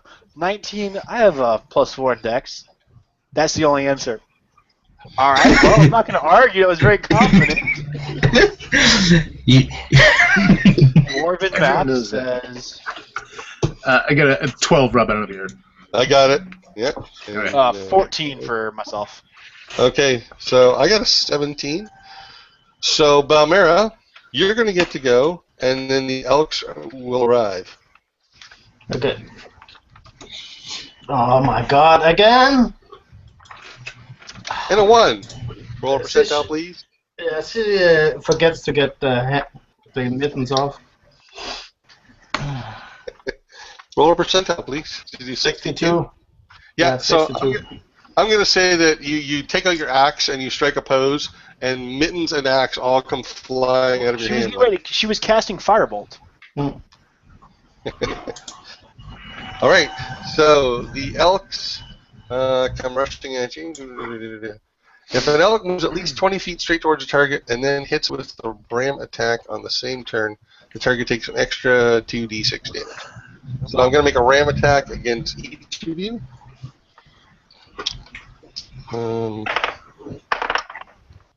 Miss. And I got 1 hit on Tolraun. Good old Tolraun, I can always count on him. So, Tolraun, you get hit for That's just because 10 points of damage, and you got to make a strength save, DC 13, or you're knocked prone. That's just because I actually chat. How much damage was it? 13. 10. 10. The DC Okay. is 13 on the strength check. Okay, sorry. Yep, and I'm not knocked down. Okay, so now 3 of these elk have moved past you, behind you, and are turning around, and 3 are rising up in front of you, and they're each going to make a hoof attack. I got 2 hits. So, Grimm and Jawdat, you're each going to take 8 points of bludgeoning damage as a skeletal hoof kicks you.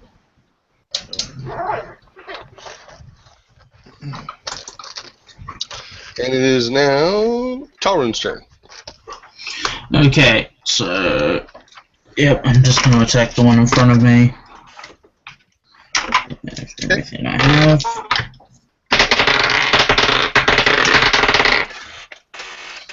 Okay, that was terrible. Their AC is 10. Oh, okay, cool. Okay, that's not bad at all then. Okay.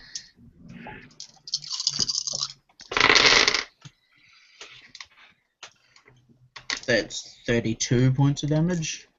All right, so tell us how you knock it to pieces. Okay, I just start punching my way through into the skeleton, ripping out pieces of bone and snapping pieces of bone inside it until it can't hold itself together. Do this really, really fast. All right, it crumbles to the ground. Jawdat.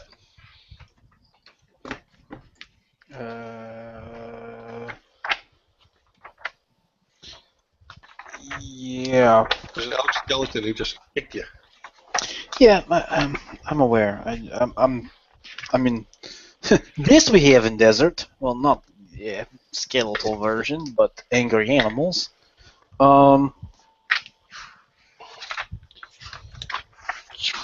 Except with Jawdat around, they do have skeleton.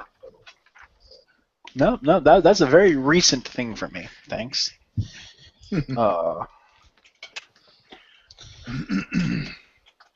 Can you use that to do that?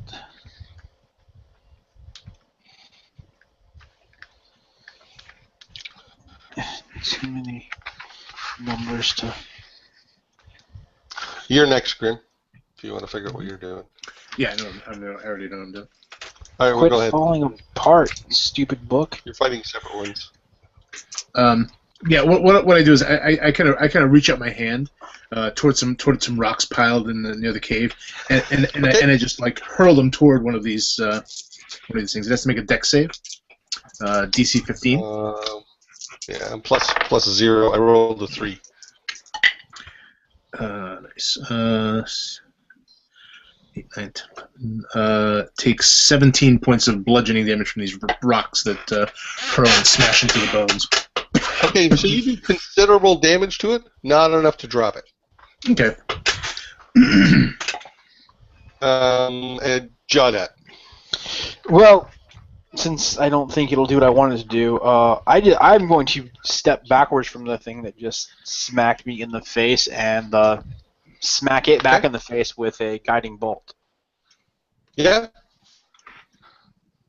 So let me roll to hit here. AC 10. Well, good, because I rolled terrible and just got a 10.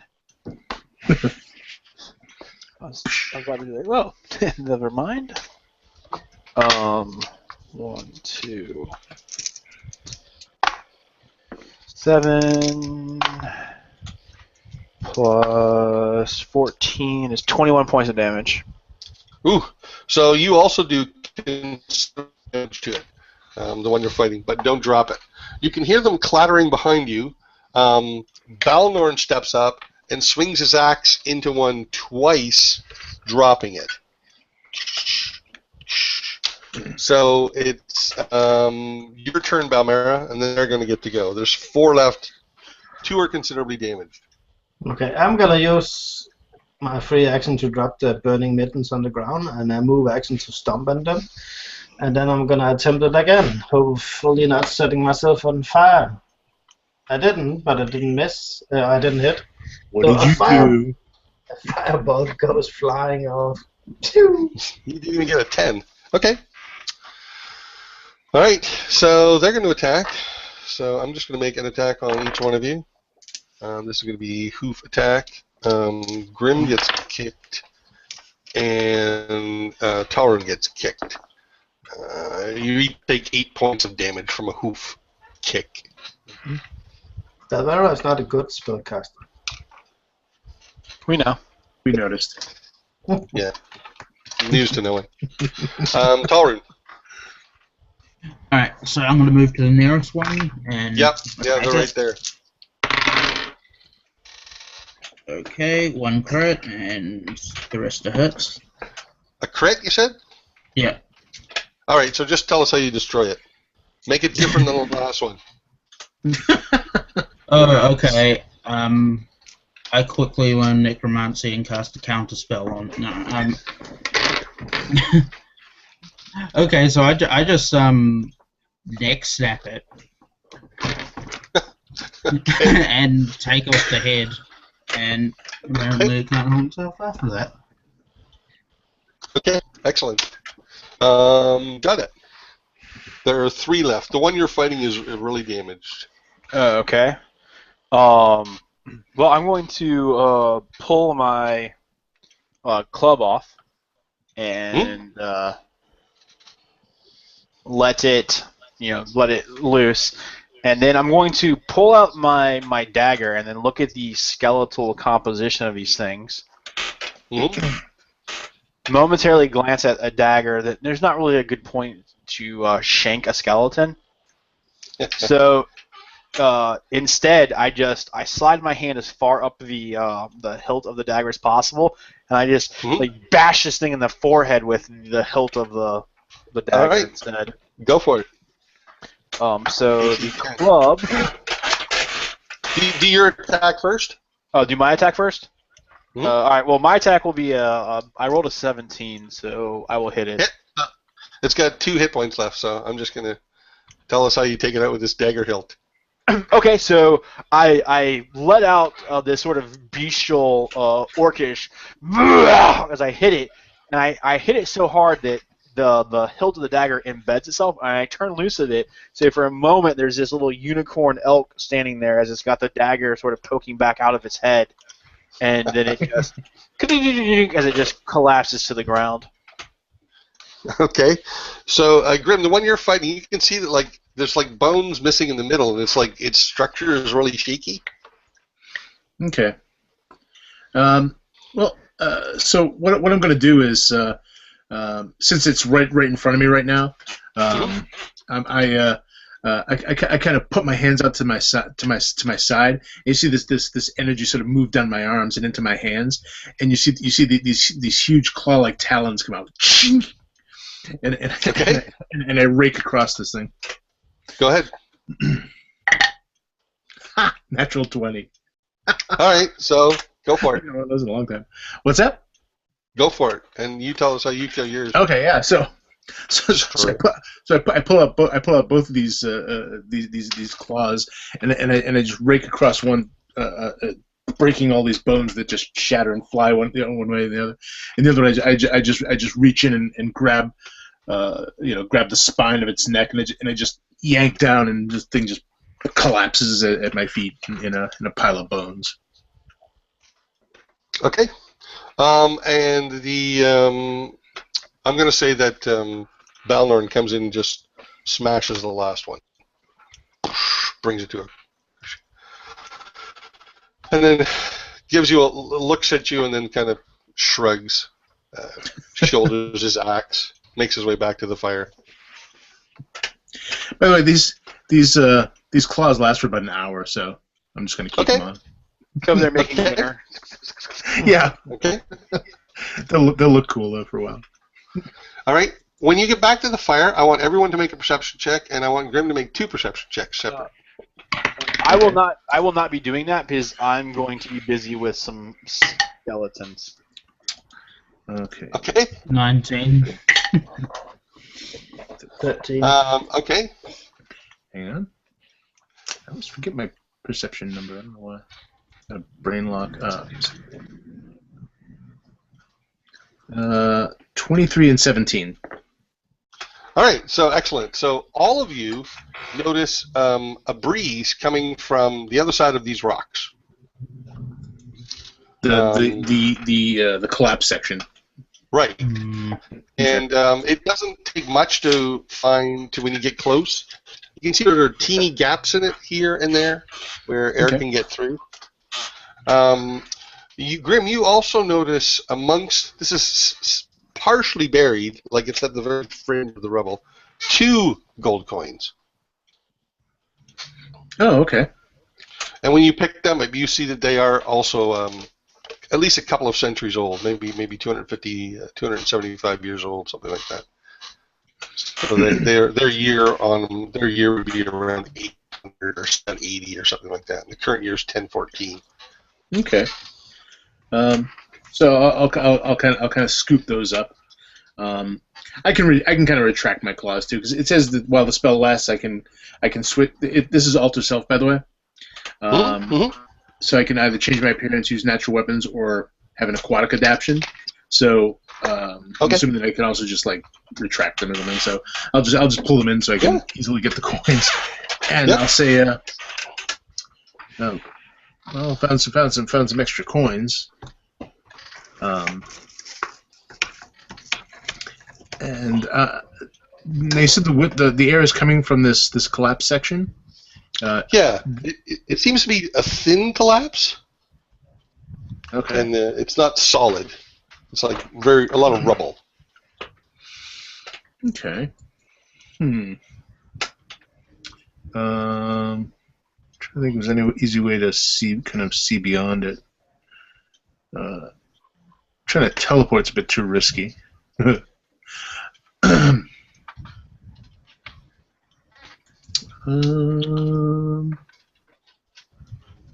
Jawdat, what were you doing in the meantime? Raising skeletal abominations. Okay. I didn't. Raise dead works on undead?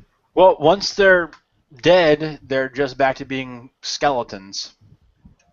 That's what I was, looking up. So yeah. You have, if you want to do the level 4 version, you can have. I can't. I used my level 4 spell earlier, so I have 3 level 3 slots I'm going to use for it. Okay. So I'll get 3 of them. It's twice. Right, but you'll have 2 zombies and a skeleton. Correct.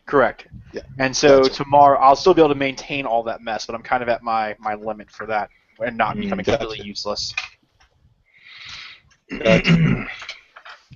Okay, so back at the campfire. Yeah, I'm gonna kind of look over this to see if I can find any way that I can remove some of the rocks to try and see beyond it, like up near the top. Like, I'm not gonna start taking stuff out of the bottom, or maybe not at the top, but you know what I mean. Kind of try to look for areas where I might be able to remove a couple of rocks and see if I can see beyond it. Those claws of yours would probably be pretty helpful to just. Well, it says when I make the natural weapons, they can be either bludgeoning, piercing, or slashing. So I can even just kind of like make some kind of these kind of bludgeoning things if I want. But yeah, I'll do the claws, I guess, and I'll just start to remove some of the rocks and being particularly careful. It's not hard. Okay. But it is dark past it. There's no light going past it. But you can see the tunnel definitely continues on. Okay. Well, as I clear like a little opening, I'll lift up my medallion and kind of hold it up to shine through.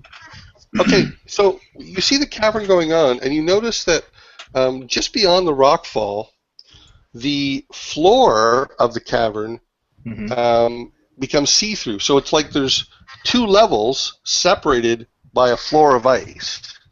Huh. You get me? And you guys are up on this level behind a rock shelf, right behind this little collapse.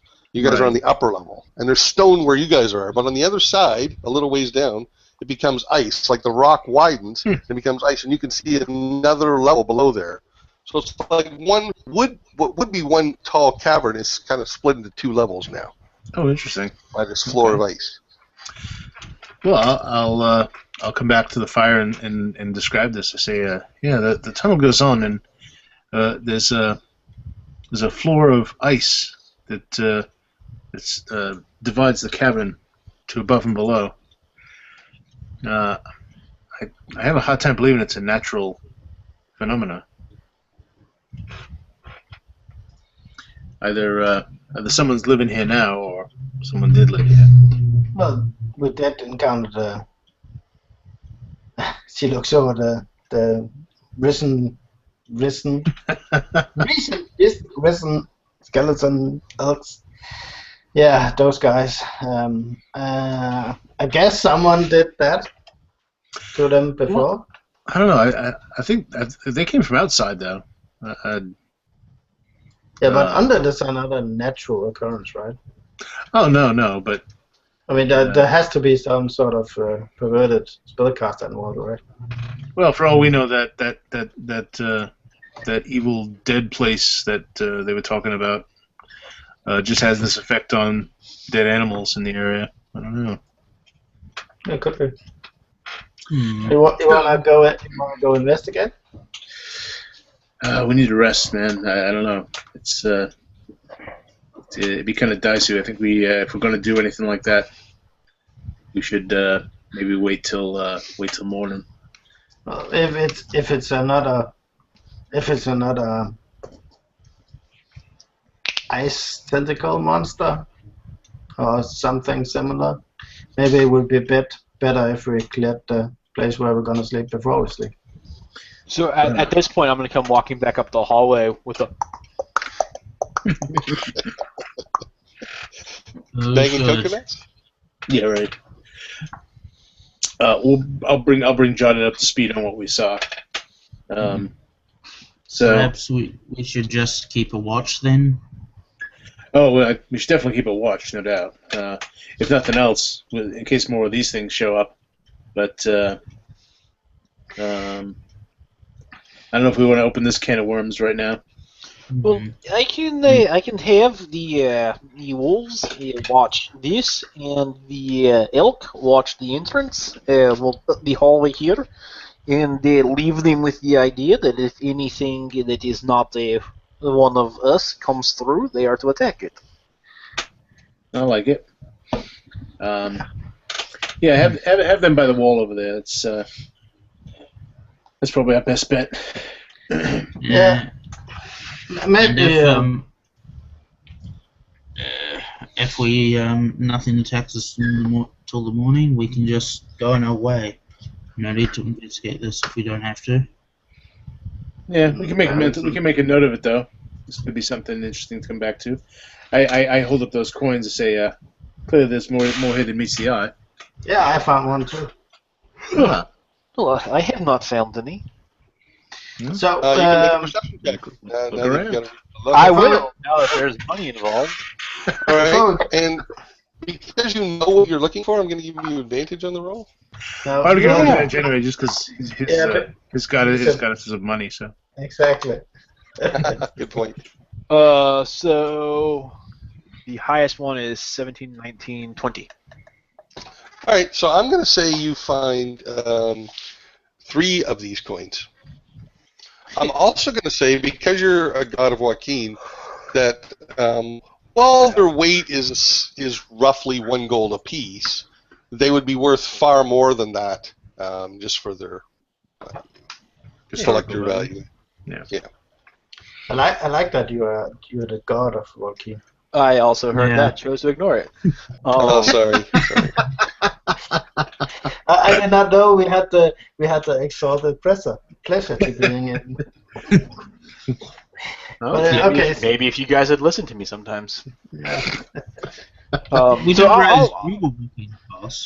will. Yeah, you didn't know I didn't know that they were my followers. I'll deposit those in a separate pouch and kind of smile and pat them. And today is not so bad after all. Perhaps I'm starting to like this. No, I'm lying. Don't say that. So before we sleep, maybe you can give me some maybe you could give me some pointers, Grimm. I seem to constantly get this fireball spell wrong. Quit casting it with gloves on. Yeah, well, that helps. Also, yeah, sure. your rudimentary dwarven speech is perhaps not eloquent enough for casting complicated spells. Maybe not. I mean, my grandpa always said that magic wasn't for dwarves. So I say, well, here, into the fire. Show me what you do. And I'll take a step back. I take 2 steps back. Show me what you do. So I attempt to cast a spell. And I watch him. Although I do kind of I have my shield spell sort of prepared. What do you think is the target? The fire. A fire, just a log burning in the fire. Yeah. Okay. So I rolled a 10. That should hit, right? Yeah. The fire does not try to move out of the way. Hey, what do you know? So, I'm still targeted. I watch your technique, and I say, yeah, no, it's not bad. What you want to do though is when when you're directing it, you want more you want a little more twist in the wrist. I knew you were going to say that. I was expecting flick of the wrist, but Swish and flick. Swish. Okay, well, since he tries to give it a little more whirl when she casts the spell. I'm going to sit down and pull maybe like a single log out of the fire since they're busy blowing it up, and make a little pot of tea for myself and anyone who wishes to join me. Sure. I'll take some tea. You guys can have a long rest if you want to, or if there's something else you want to accomplish tonight, that's fine. But I'm going to have to ask you to make me Constitution checks. The DC is 10. Exhaustion roll for traveling all day. All right. Advantage or disadvantage? Or You get advantage because you're mounted. If you were on foot, then you wouldn't get advantage. Cool. I made it with one roll. So the DC is 10. Yeah. All right. So you feel a bit weary, but not exhausted. So what I do is I'm gonna stay up a little, before getting to sleep. Make sure the fire is going really good. I'm trying to heat up the rocks a little bit, get it a little toasty in here.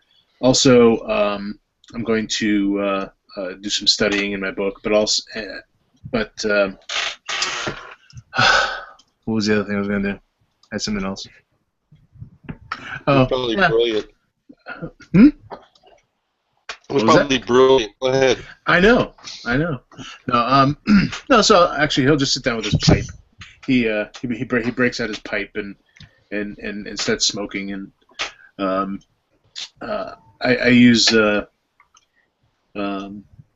using a little cantrip smoke image.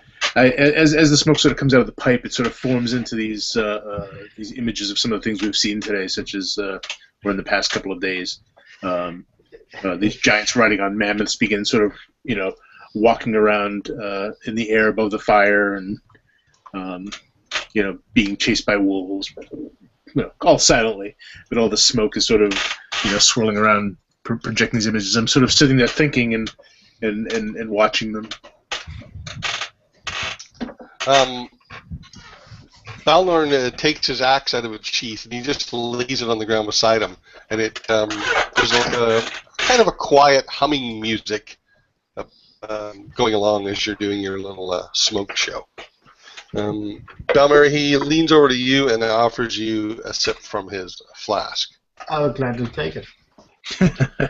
It's got a kick like a mule, like dwarven rum shit.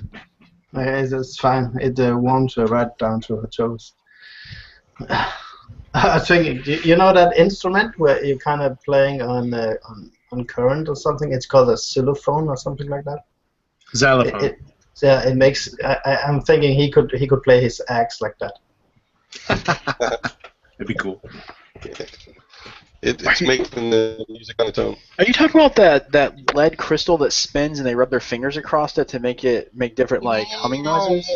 Yeah, it makes some. Well, I guess you could call it humming noises. What's it called? It's got a really cool name. Yeah. You can do it with a saw blade. I mean, literally they had in that movie two-handed saw. Oh shit! This guy. It's a name that doesn't sound like it looks. Right. It's called a glass harmonica, but there's a different.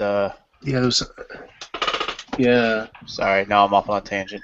Yeah. I know. It's all right. So you guys are sitting around the fire. Grimm is doing this little smoke show of the day, and so as he's doing that, along. I'll narrate, kind of our adventures in a much more grandiose sort of way, but whatever images are going to come up, I'm going to kind of talk about them with very little knowledge of Arctic whatever. But I'll probably call things the wrong names, and the mammoths might be 20 feet tall, and or 50 feet tall, and so on and so forth. But just so we get a good laugh out of it, that's what we need right now. And I'll try to adjust the smoke to fit his narration. Yeah. Excellent. Yeah, it's 50 words for sand, but not a single one for snow. Harmonium. Harmonium. At anytime you have undead, the goats stay as far away from them as they can. Yeah. So, do you think it's in poor taste to do scrimshaw on a animal that you currently have animated? Not at all. I've never had to make a judgment call before. I was just thinking about that. So yeah, I'll talk and then eventually fall asleep and leave the undead animals staring at walls and hallways. Okay. Yeah, I kind of fall asleep propped up against the wall, pull my hood down, all curled up inside it. So you guys gain the benefit of a long rest. However, your sleep is plagued with nightmares, vague nightmares, all about someone dying, people dying. Always drowning. You see war battles, that kind of thing. It's while your body wakes up rested, your mind comes up not terribly rested. So you wake up having a night of nightmares. Yeah, so I'll probably wake up in the morning, like jerking my head, and my hand just immediately comes out of my sleeve, and yeah, you see this kind of little dance of magic sort of run across it, and little bits of flame kind of wisp up, and then I kind of clench it and take a breath and. Would have been bad. Lightning bolt. Oh, sorry. Right. Fireball.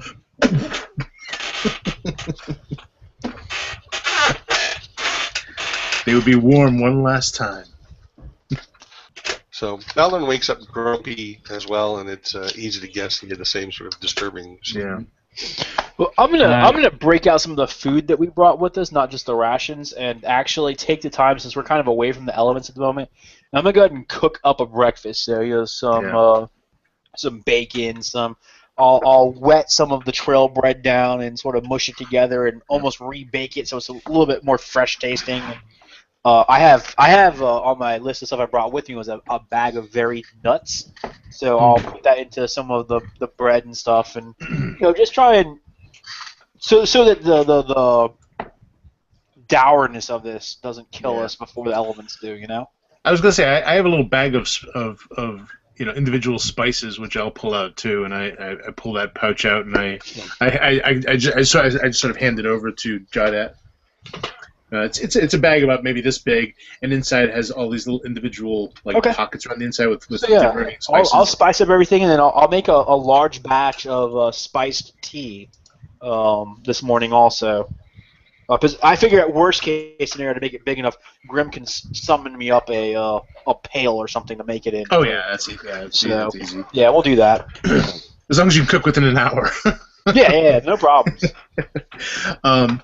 You might even recognize some of these spices from your homeland, maybe ones you hadn't smelled in a while. Right. I've been collecting these for a long time. Okay, so I'll start doing that, and maybe like a little whistling comes out, and to everyone's surprise, I'll actually start whistling a dwarven tune, because I am fluent in dwarven, and and I purposely choose that to maybe try and lighten the mood of Balnorn. So it'll the only thing I probably would have ever learned was either a merchant song, which I imagine the dwarves have, a song about making money, or some sort of grand, sort of like little kids battle song, right? So not like the most composed piece in the world, but like a playground song about a great dwarven battle, and that seems kind of apropos with what we're doing and where we are. So, okay. I don't know the words. As you're singing your song, Balnorn takes out his axe and he holds it blade to the ground. He just got his hand on the hilt. And you notice that the humming tunes itself to the tune you're singing. It makes itself in tune with you. All right. Off the books. When he dies, I'm taking his axe. He even has a name for it. So yeah, we'll do that, and maybe we'll set out a little bit later, like 40 minutes later than we normally would, so that everyone can kind of have that. I'm trying to relax the mood, so I'm going to stall a little bit, but not to the point of agitation from Tolraun or. I'm not gonna I'm not gonna invest the ice cavern. I mean, there might be more of these ancient gold coins.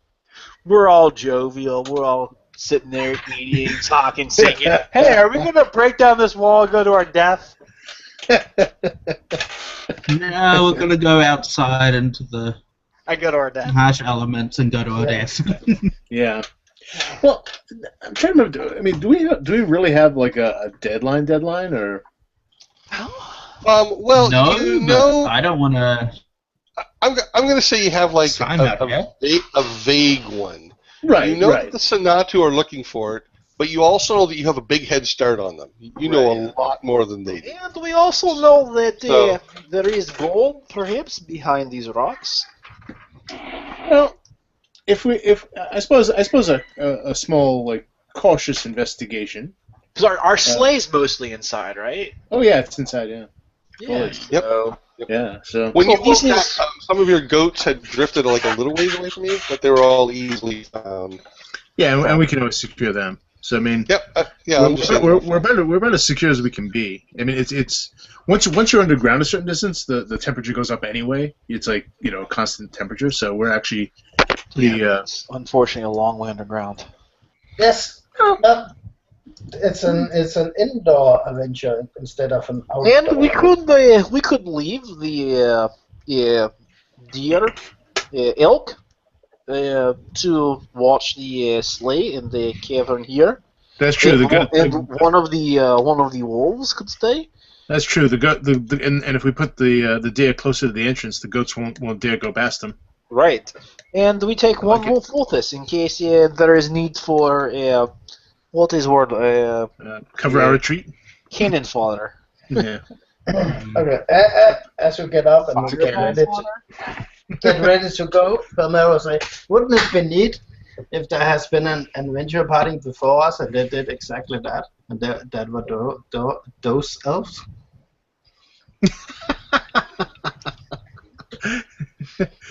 All The right, I previous vote. adventure party was riding elks. I'd like to vote Balmera off the island, please. Out of the cave. There's not time for the council meeting. So, if it's okay with everyone, I think if it would make Balmera happy, then perhaps we do reserve a small break, not outside. We could check this out. Yeah, we can spend a little time here. I look at Tolraun and Balmorn. Well, I really don't want to do that. I want to be over with this excursion as soon as possible.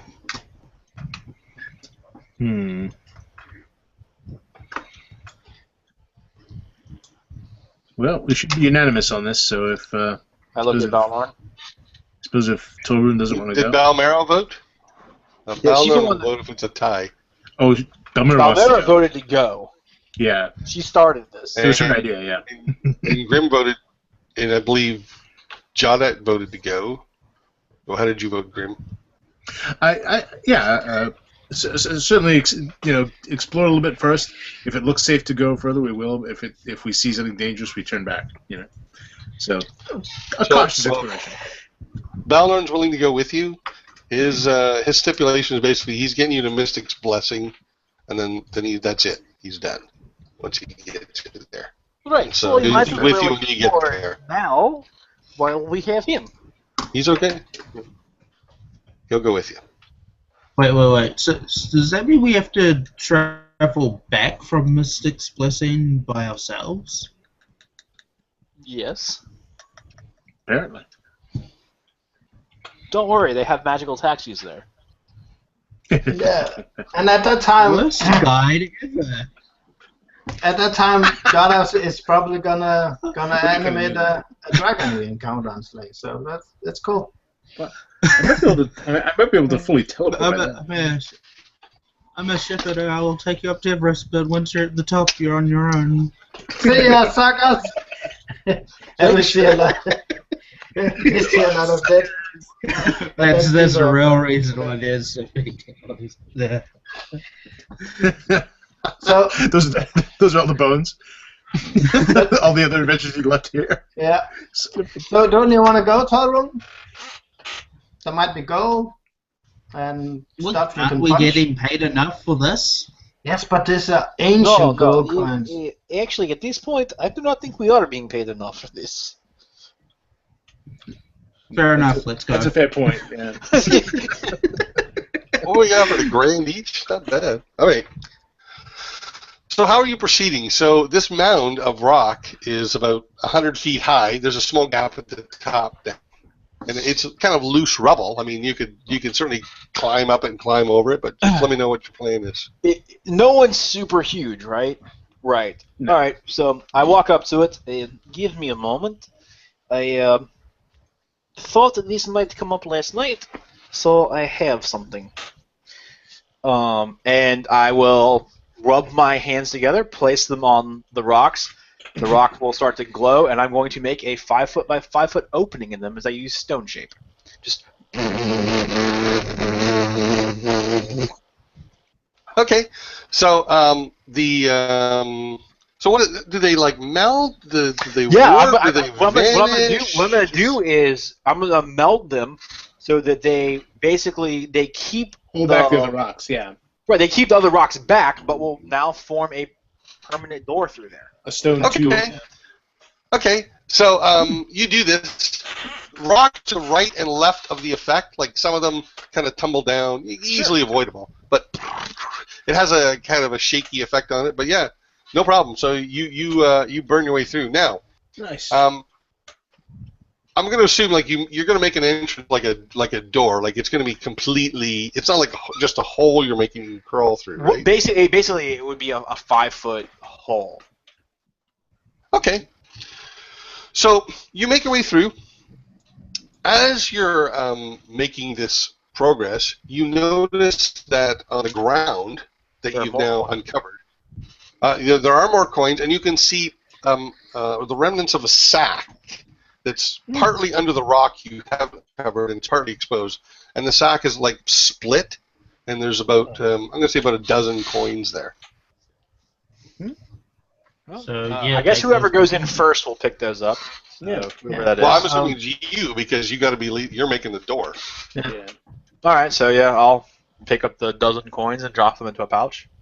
See, we already found gold. And you can see like where the sack is now, under the rock kind of thing. Right. Buried in the rock. Can't do much about that without causing a cave-in again.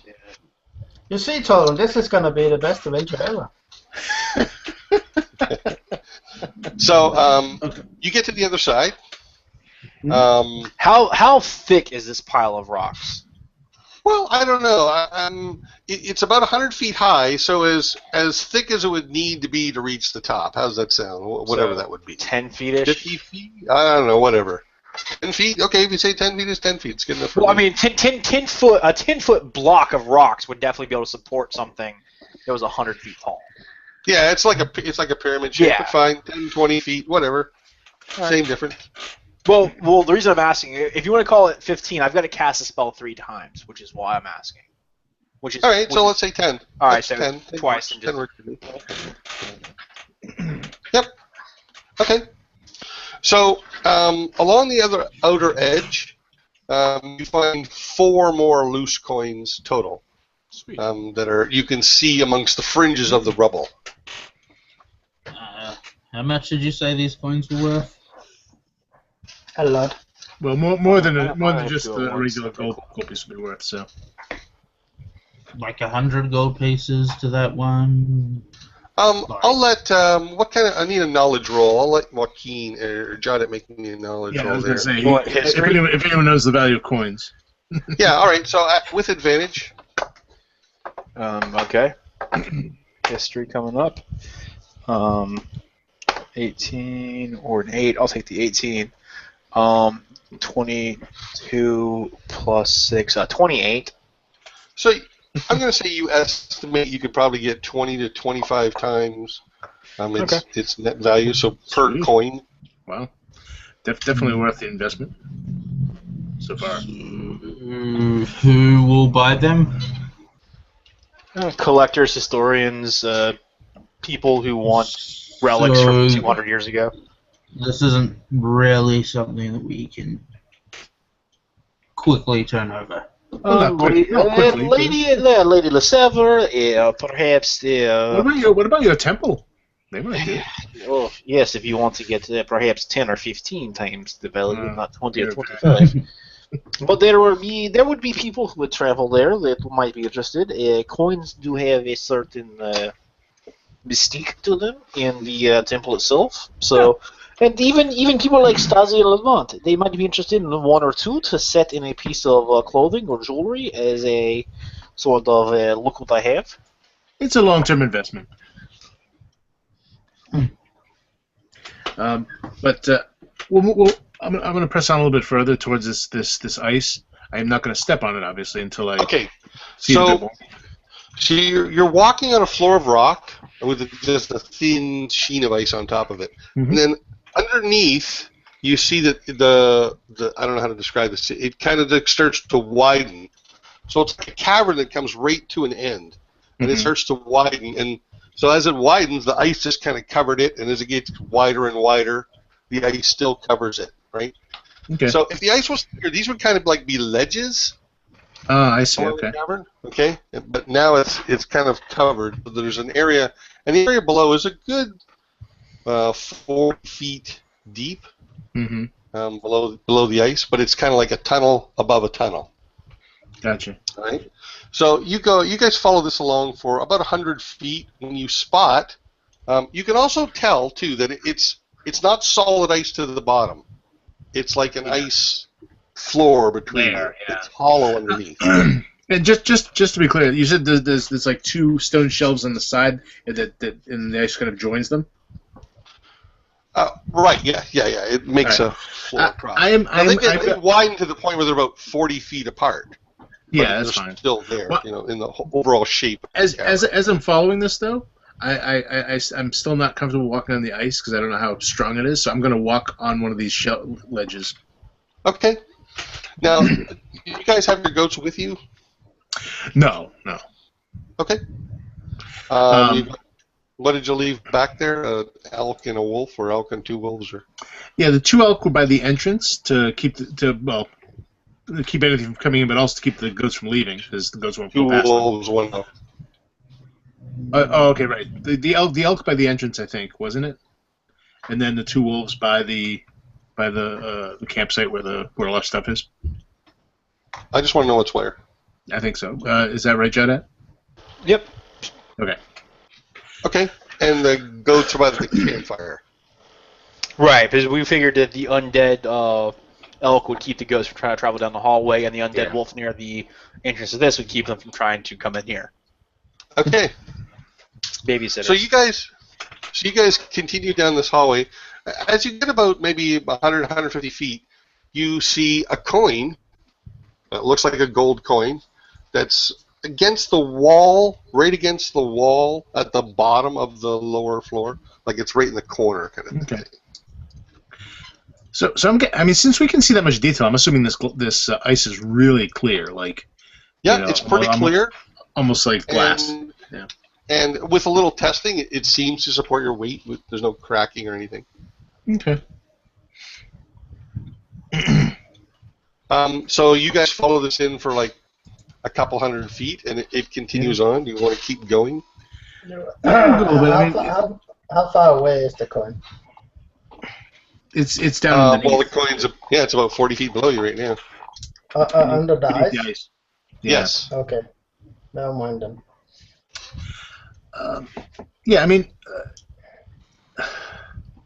I turn to the others and say, how much time do we want to put into this? Maybe half an hour, unless we see something really interesting. Perhaps half an hour, somewhere in there is fine. All right, because we can still get some movement done today if we want. So we're gonna go. I guess maybe another 15 minutes and see what we see. All right. So you travel on, and it seems much the same. The cavern slowly snakes its way through, and if you can imagine it, as I said, all is one that's divided with this ice wall. After about a couple more minutes, you see a hat. Again, down under the ice, like a little winter type hat, furry or furred. Could you reach that with one of your magical hands, Grimm? Well, I could, but I can't necessarily bring it through the ice. Oh, We could cut a small hole. That would be easy enough. You want to cut a hole in the floor we're walking on? Well, a small one. Yes. I do not. I am. If you say it is safe, I mean I am not I don't see why certain not. how ice works like that. I mean, I'm not gonna say we take a big hammer to it, but if we do a nice, precise cut, We could burn a hole, right? yeah. For the hat. Mm-hmm. I am just curious. We can look at that, and we will know more. See, coins are interesting because a coin, if it was minted 500 years ago or 200 years ago, could still be carried by a person today. As I were pat my bag, but a hat is not as likely an item to be carried by traveler if it is out of its history. It's out of. It will be more evident of a specific time that because of style, way is made. Well, I kind of hunker down and I reach. I put my hand like almost against the ice, and I reach out with mage hand. So you see this sort of ghostly handles that pass through the ice, and go down and. It's got a range of 30 feet, though, right? Yeah. Yeah. Let me see. It is. It is 30 feet. Okay. Yeah, it's 40 feet down. Well then, never I mind. need a 10-foot Yeah. pole. Well, I can get one of those, but that won't help with this. Well, it was worth an idea. I mean, if we see something really valuable, if we see something really valuable, I'm going to tell you if you see anything noteworthy at all, and you can make a determination. yeah. I say, well, I'm telling these guys in character. I say, well, if we see something really valuable, I can go down there and come back up quite easily enough through the ice. So I'm not going to do it for a hat though. All right, well, continue on then. How old are these coins, Jawdat? Yeah, 200, 250 years, depending on which coin. They have a Fraggle the Second or something on them. Front the Second. Fraggle the Second. Yes, the King of Fraggle Rock. The third. He's one of them. It's hard to tell because they all have the same picture. They're not very creative. It's only a matter of time before people started butchering the names. Yeah, so we'll continue on again, peering down below. I'll be trying to shine a bit of extra light down there, kind of be below the ice to see what we can see. Right.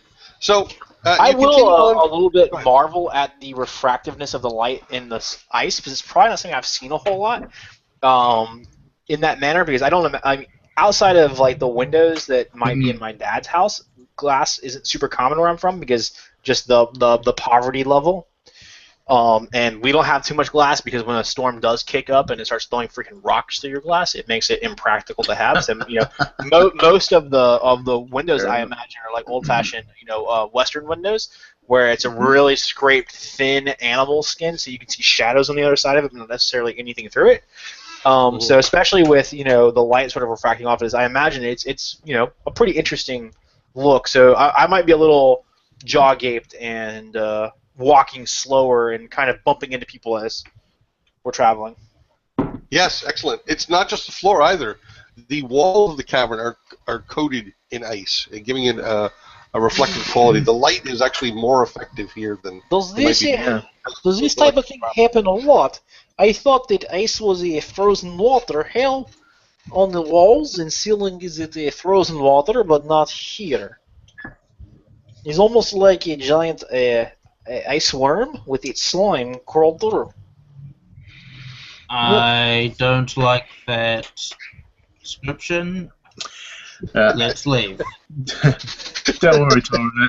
I don't think that's the case here. Well, Although I was also just thinking, if this is only 200 years old and everything's worth 20 times the amount it normally would be worth, surely minor trinkets from my Thalama would be much more valuable and worth our time. Yeah, perhaps. But the problem also is, if I walk in and I say, here is old coin from front, and they look at it, they go, yes, this is from the third, it is 200 years old, it is worth this amount of money. If I walk in with coin and say, this is ancient coin from ancient, mysterious, never discovered, might not be real, elven town, how much will you give me for it? They will show me a front door very quickly. Front door. He worships Joaquin. Listen to him. But it does pose an interesting question. How is there ice here and head below? Well, And coins below, in same type of coin. This means at one point it was possible for hat and coin to travel to floor. So no, I think the ice was put here afterwards. I suspect. Right. Maybe it was one of those the wolves that attack us. They had like a frost breath. Maybe. This looks more like a wizard did it to me. Is it possible that someone was here before and intentionally sealed it off because there is something bad below us? Because why else would you? I don't like that either. Why else would you intentionally leave coins behind? And the collapsed wall was not natural. So someone sealed this off on purpose. Perhaps is someone being attacked by Godzilla? No, they were definitely being attacked by planes, though. The planes. Just to be, if Godzilla attacks, just mute yourself. The main road is just right next to my house. That's why. So maybe it's a sleeping frost giant, and the war they melted the ice beneath them and trapped them there. Perhaps, but I think now there are so many questions that maybe we should not limit ourselves to 30 minutes, and we should explore a bit further, perhaps? We could devote the entire day to exploring and then leave again first thing tomorrow late. It would allow us to rest again and have some more tea and food and perhaps gold coins. Yes, I like that idea. We might find more hats. And hats? But that is a very seductive idea, I must admit. But I don't want us to get too comfortable. Well, then let's say we will explore a little bit more, and if it's intriguing, perhaps we will again entertain the idea of making this a day stop versus a few hour stop. That's fair enough. Unless anyone has any objections. Jawdat is quite the salesman. He just bumped them from 30 minutes to a couple hours. So you guys proceed on deeper in, and as I said, it continues to kind of snake and wind.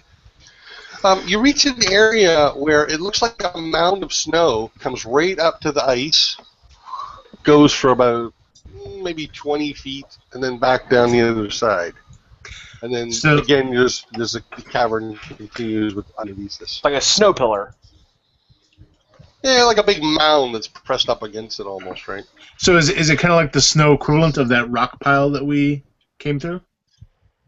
But down below? It looks like, one lump of, like it's smooth snow. Okay. That was all like rubble and stuff. Gotcha. Okay. Yeah.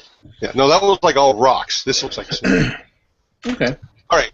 So you continue past that, and you go about maybe another 100 feet, 150. No, I'll say about 100 feet, and then the whole thing comes to an end.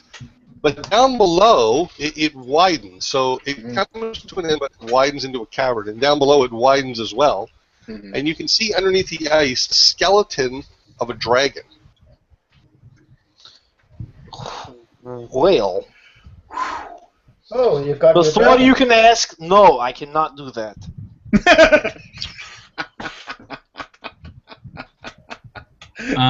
Leaving? I mean, technically, by the rules, I can do that. We would just have a really big 12 hit point skeleton.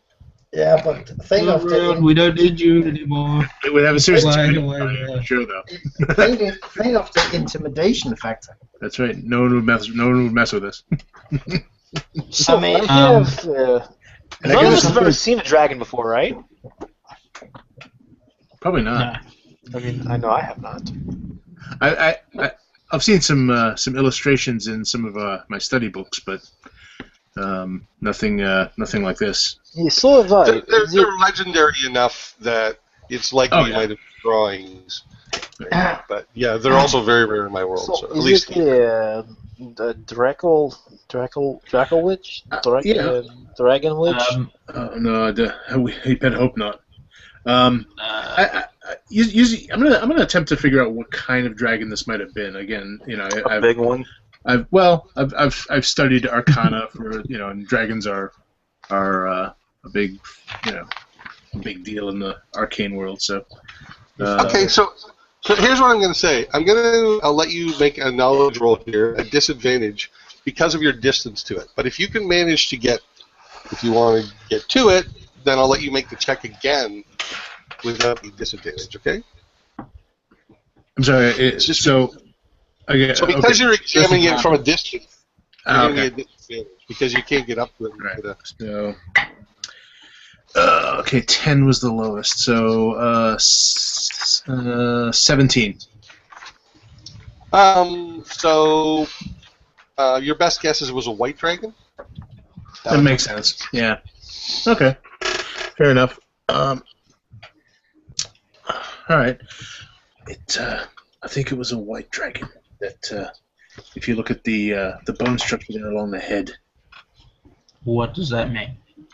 It means it breathed ice Yes, it is. Okay. and was not very smart by dragon standards. Well, it could explain why this floor is like this. Dragons are very smart. Yeah. You could have easily made this. Hang on, so you're saying that I was right? No, we are never saying that. I wouldn't say that. It was not a wizard, but something that breathed.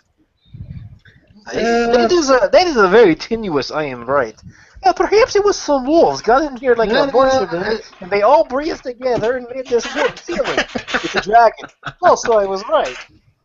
No, you weren't right. Well, I'm putting down in my journal that I was right. If anything, I was right. That one large creature like a frost giant is closer to. You know what? This isn't important. Technically, I was right because I was the one that said ice worm. I put my head down in despair, and re-examined my life. So Dragon moves in closer. Technically, I think he was right because he said I was. we all turn into the Scooby-Doo gang.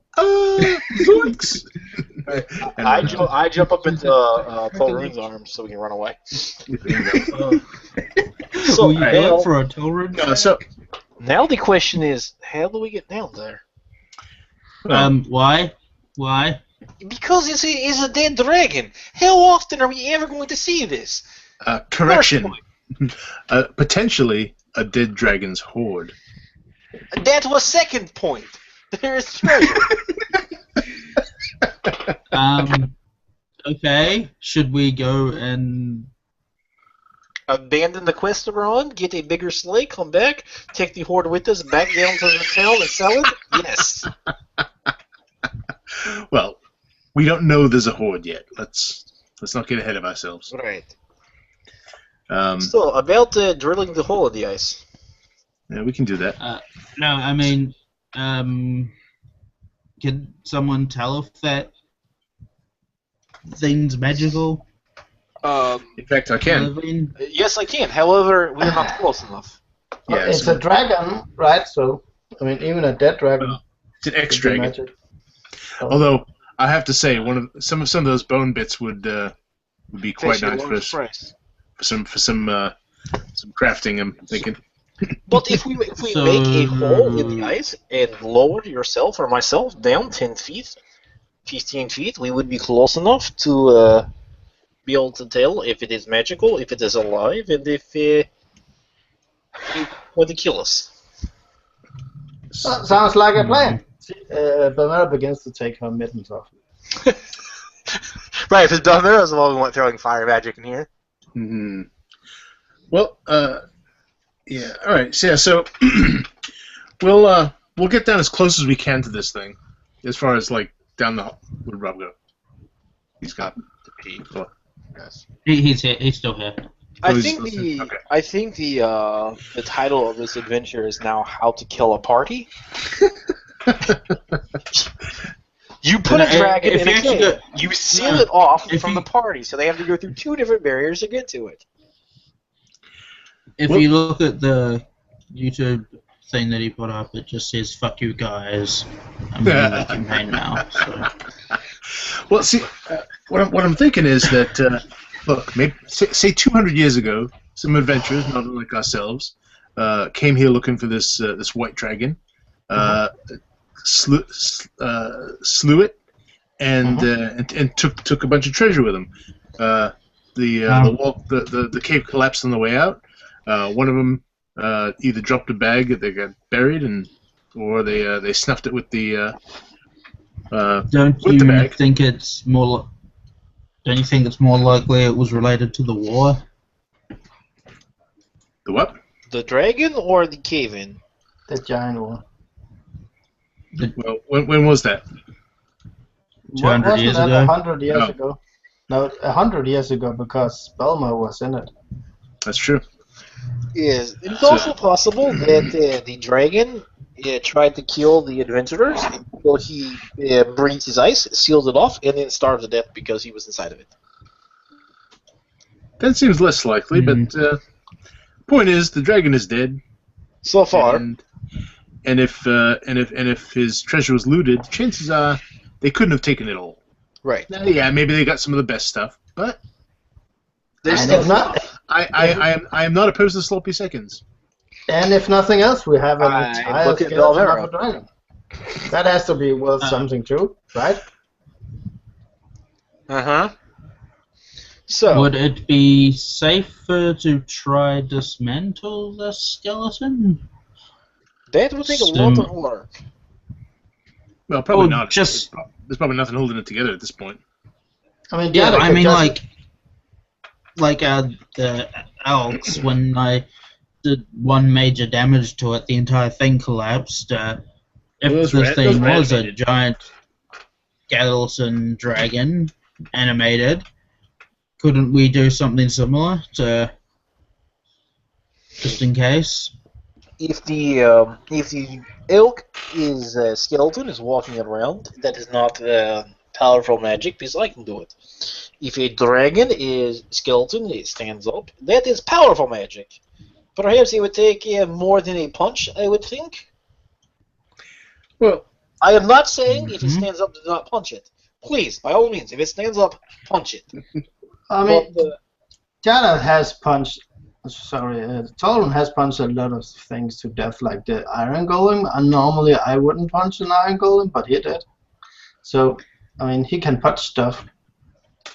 So surely he must be able to punch a dragon. well, just hypothetically, Jawdat. Let's say you could animate something that big, mm-hmm. and we did find some treasure down there. Mm-hmm. It could carry its own treasure out with us, and just walk along with us carrying its treasure. Oh, I like that idea. Saying. Balmera will cast Fireball on the ice, trying to burn. No.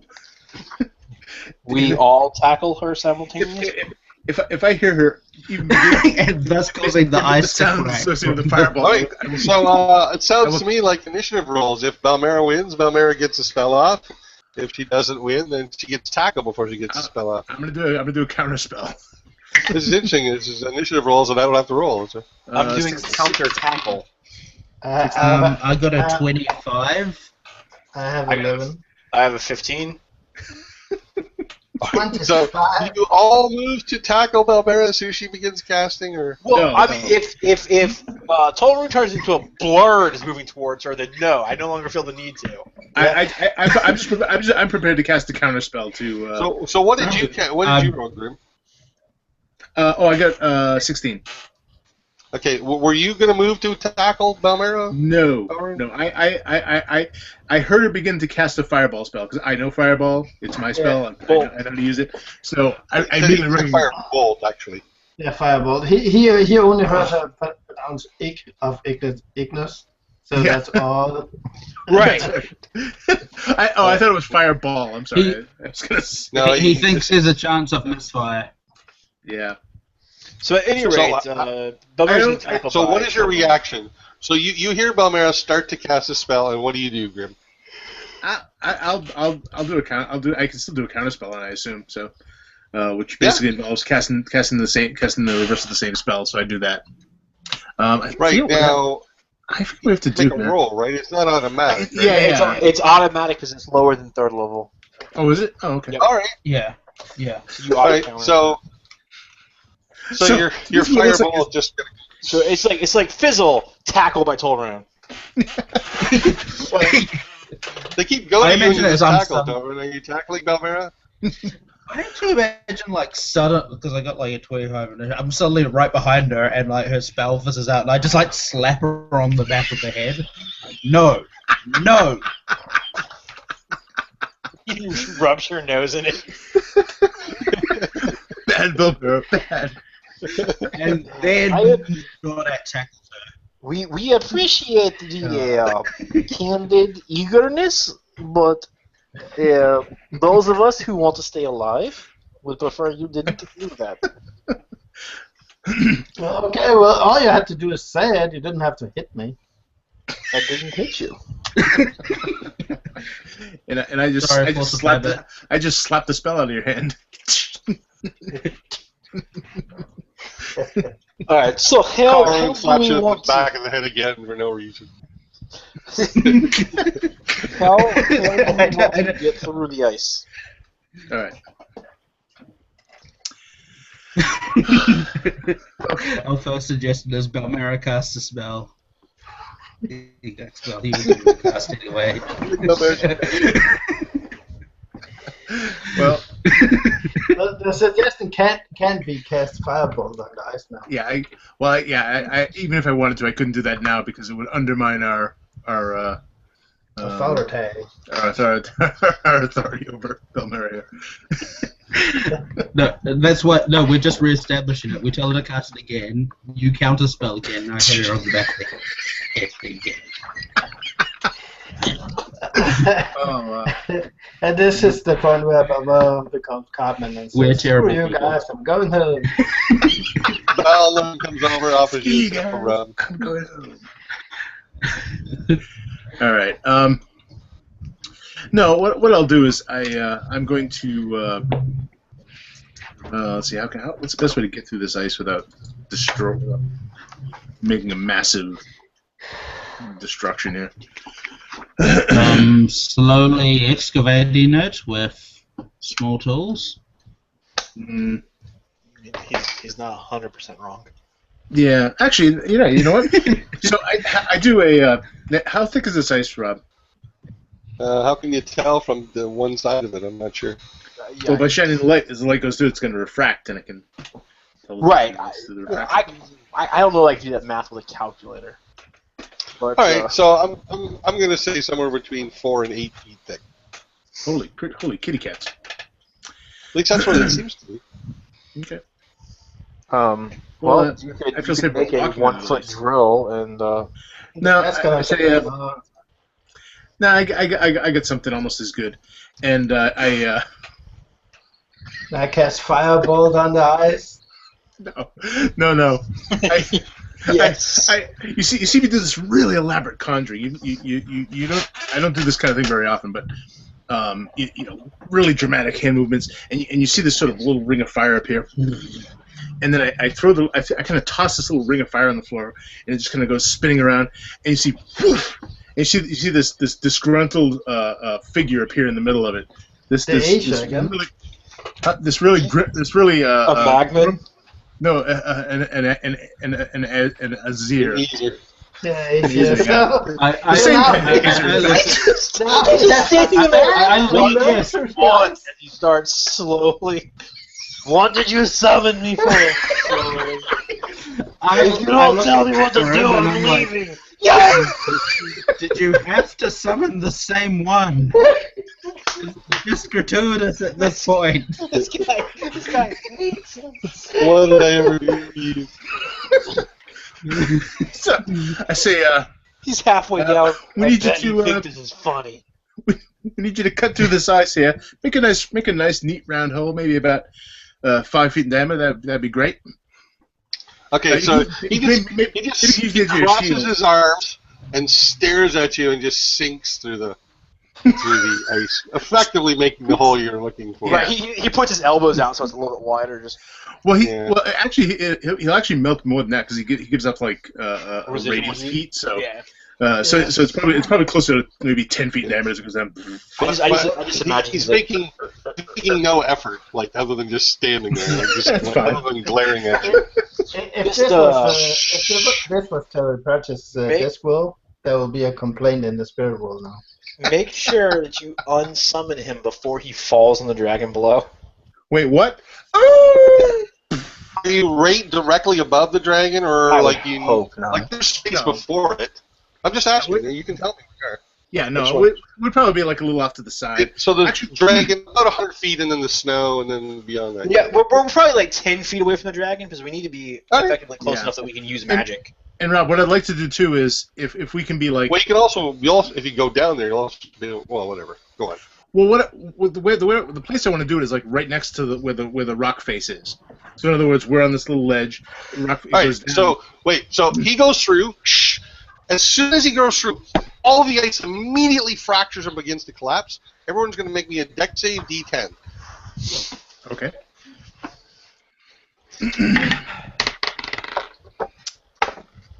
DC 10, sorry. Okay, I've got DC 10. 10 is what I meant to say. Not D10, DC 10. An 11. Alright, so if everybody who made it, you managed to dive to the shelf before you go down. Okay. All the ice and rock. It collapses for about a good 30 feet.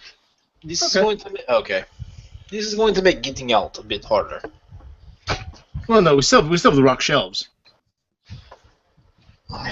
That's what we've been walking on. Right. Well, I panically look at the white dragon skeleton, expecting it to stand up and start killing us. Yeah, it's like I was going to dismiss the Aza for being a good sport, but we may need him now, so I keep him around. Right. Is that just like that moment where you're like tiptoeing into someone's bedroom and then you like trip over everything? So you like all of a sudden you stop, hold your breath, and like. Yeah, exactly. So what is it? So now this basically you said it's a 30-foot diameter opening. So you're on a ledge about 10 feet wide. Yeah. There's a hole in the ice, about 30 foot roughly hole. It's about 40 feet, pretty much straight down. Okay. To this, and it's a floor down below, like you could walk a regular down. stone floor. Yeah. Okay. Yeah, and so obviously no reaction from the bones or anything else. Not yet. No, just the normal ice, and what you'd normally expect. Well, but Marathon was to the ledge. Well, I should say the only thing that struck you odd is that the ice fractured very, very quickly. Yeah. For the size of the hole itself. Yeah. So. Quick question: is the dragon frozen in like a battle pose? No, it's kind of in sort of a on its tail in it's like a C shape maybe hanging over. Oh, like a cat curled slightly. Yeah, but sitting up almost, right? Like maybe like a puppet sitting there with the strings cut. You can imagine that kind of pose. Yeah. All right. Okay. All right. So, I guess the easiest thing would be to, actually, you know what? I'm going to do my claw trick again, Mm-hmm. and I'm going to use those to climb down the wall, I guess. All right. I'm going to say with those claws, you can climb down successfully. I want to make a roll. All right. Is there something up here I can anchor a rope to? Yeah, it wouldn't be too hard. Alright, so I'll tie off a 50-foot length of silk rope and throw it over the edge and then climb down. Okay, so I'm just going to have you guys, I'll tell you what, I'm going to have you make me a climbing roll. The DC is going to be 5. It's an athletics check. I didn't roll a 1, so... We basically just don't roll a 1. Okay. Balmera and Tolraun, are you guys also descending? Climbing down. Yeah. Like passage check. Alright, yep, so the climbing check is 5 with the rope. So you're at the bottom of this thing. And the ice reforms. I'm sorry? I said, and the ice reforms. Ice reforms. Oh, that'd be nasty. I didn't think of that. Alright. Ixnay, suggestions say. So, yeah, I'll just immediately. I don't want to waste too much time, so I immediately kind of start looking around. Detect magic. And Okay. I asked the Azer if he can try to burn a little brighter. We could use some light. He hates you. So the increased glare, the increased glow is from his glare. Increased glare is from his glare. How's that? I just hope I never end up on the elemental plane of fire because this is gonna be a serious beatdown. On that guy. Tim, get him. Grimm is gonna get a summoning to the city of brass and stand proud. A huge incursion of fire elementals everywhere in Kulthania. They're all just looking for Grimm. Yeah. We'll run that one later on. It'll be a sequel. Yeah, it's the Christmas special. Okay. Does anybody have a passive perception that's 15 or higher? No. My passive perception is 14. Yes. What is passive perception? 17. 10 plus your perception modifier. Oh wait. Is it? Okay. Yeah. So 10 But plus. if you're proficient in it, you can have it as a proficiency skill. Right. So 10. So 10 plus 4 plus 3 is 17. So 17. Yeah, I have 17 So as well. you two guys, you hear a sound behind you that sounds like. I'm sorry. Can you repeat that sound? Yeah. I look in the direction of the blop noise. Yeah. The huge mound of snow is making its way towards you. Like cascading, or like, hi, I'm a big shambling mound of snow. I'm about to kill you. More like I'm a white pudding. Oh, okay. Roll initiative. Did you say a well-made pudding? Yes. Yeah, Yes. I said a Welsh pudding. Yeah. So no, he didn't say well made at all. No. 20 MA initiative. All right, Grimm 20. 18. Okay, Tolraun 18. Yep. I have 9. Mm-hmm. and a 5, but it doesn't really. I mean, Balmera doesn't do much. So. Okay, so yeah, this thing is definitely oozing, schlepping its way towards you. All right. Sweet. White pudding counts as insurance. So who gets to go first? You do. Oh, You get okay. the highest. All right. I turn to the Azer. I say, kill it. And the thing he sighs and a little bit of smoke comes out of his nose, and he goes charge towards it. Okay, but I'm gonna have you go first. Pets, I'm gonna have go after the owners. That's fine. He's not a pet. I'm calling everything that's not you a pet that you're Yeah, controlling. that's fine. I know, it's fine. He's a Okay. soul-bound enemy. If he was a pet, he might get treated better. Yeah, Right. I treat my undead wolves better. That's true. he does. That's absolutely true. It's a wizard thing. So yeah, damn it, too many freaking windows open here. So over the Azer's head, I'm going to send a I'll send a firebolt because I don't know. I don't know how tough this thing is, and maybe it's weak. I don't want to waste the big spell just yet. Okay. AC is 9. 15, 20, 22 to hit. Yep. AC is 9. Gotcha.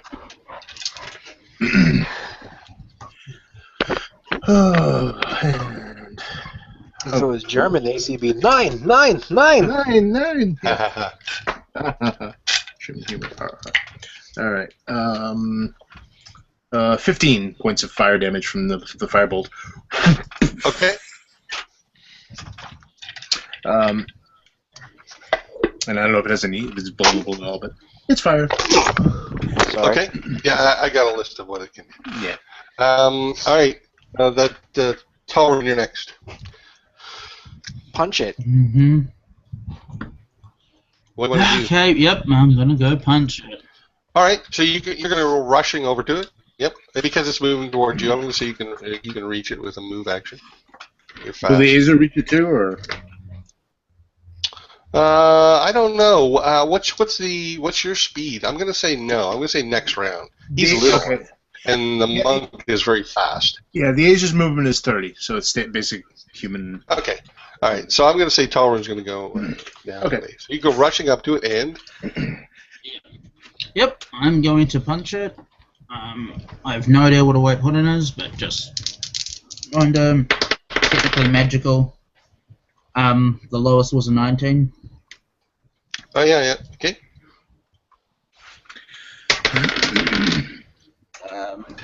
That would be 13 bludgeoning. Okay. And then I will spend a key point to flurry of blows.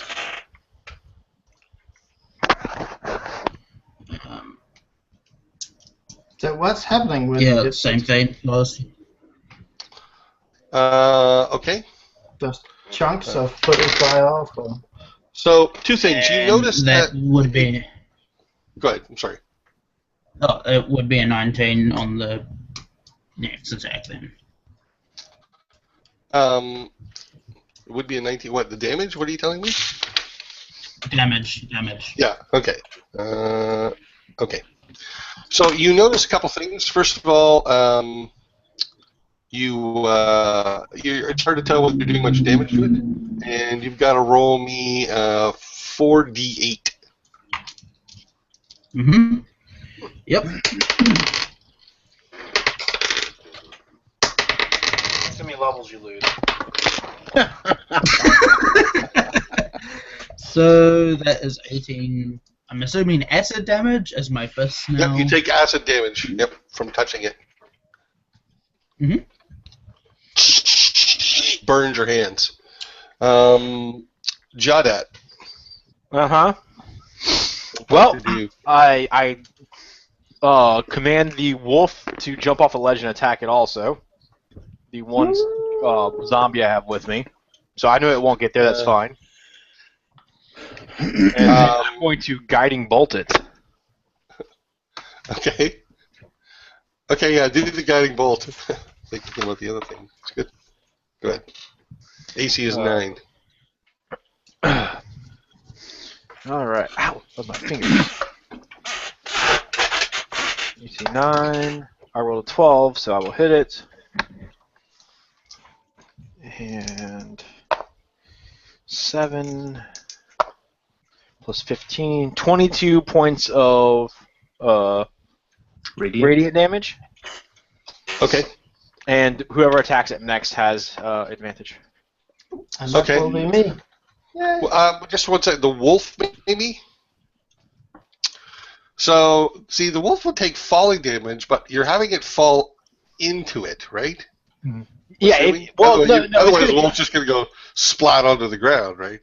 It's going to take 40 points falling damage, right? 4d6 damage. Unless you want to jump onto the white pudding, like literally into it. Yeah, it'll jump into it and just try and eat it as best it can before it dies. Okay. So I'm going to have you make a dex roll for this zombie. Can't have any pudding.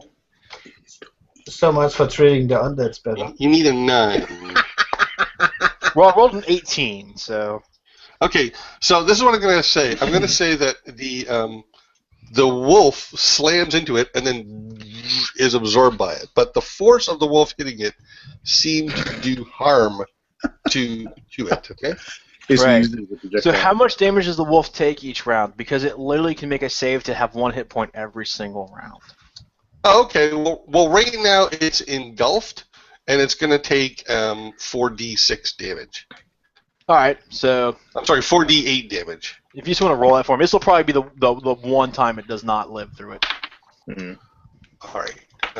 Well, I'll tell you, 18. Okay. It will last. It's now inside this thing. It will last this one round. After that, it's not gonna be able to do it. I would imagine because it gets all of its. It gets whatever hit points it had, subtracted from the damage. That becomes a DC roll for it to be stopped at 1 hit point. So this one round, it got it. But if it does 18 points again, I've got to roll 18 or higher on a die. So maybe not so much. So we can pretty much just write him off after this round if you like, rather than having to worry about him. Very good. Balmera. Okay, Balmera will spend the entire round concentrating on casting a fireball because she wants it to hit now, and she will twist her wrist just right and announcing the words very clearly. This is going to be 1, you know, right? Roll a 1. You're going to roll a 1, I know. Even with advantage, I only get an 8. Need a 9 to hit. Did you really miss? I rolled a 3 and 8. Well, no, he gets to add to that. So yeah, you get a bonus. So he it's still still he hits. No, but she's a charisma caster. No, I get from my int, and my intelligence is 11, so that's plus 0. Well, yeah, but you get your proficiency bonus. Ah, okay. Sorry. I hit 11, then I hit. Oh my god, I hit. All right. Just barely. Wait, have you not been adding your proficiency this whole time? No. Oh. Well, Okay, well that's why you've been missing. That could explain a lot. No, you're a terrible wizard. That's why you've been missing. So boom, 11 fire damage.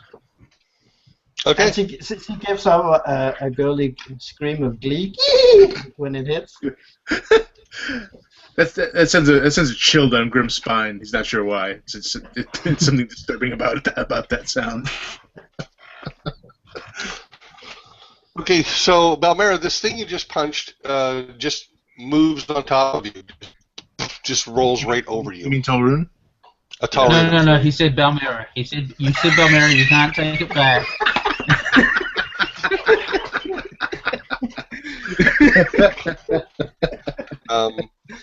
Okay. You're gonna take some damage at the start of your turn.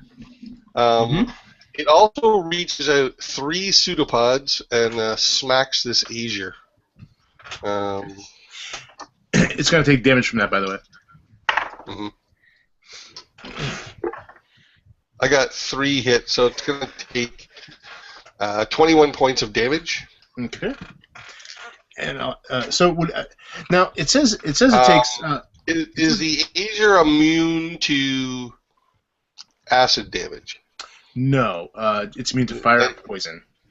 Okay, so it's going to die, but it's going to do its damage then, because it takes an additional. I shouldn't assume that. It takes an additional 18 points of acid damage. Okay, so what was the total? So they say 21 and 18, 39 points of damage total. It has exactly 39 points. Okay, but it still does whatever damage. Yeah. Yep. So it's going to take, since it was 3 attacks, it'll take 3 d10. 16, it takes 22 points of damage, of fire damage in return.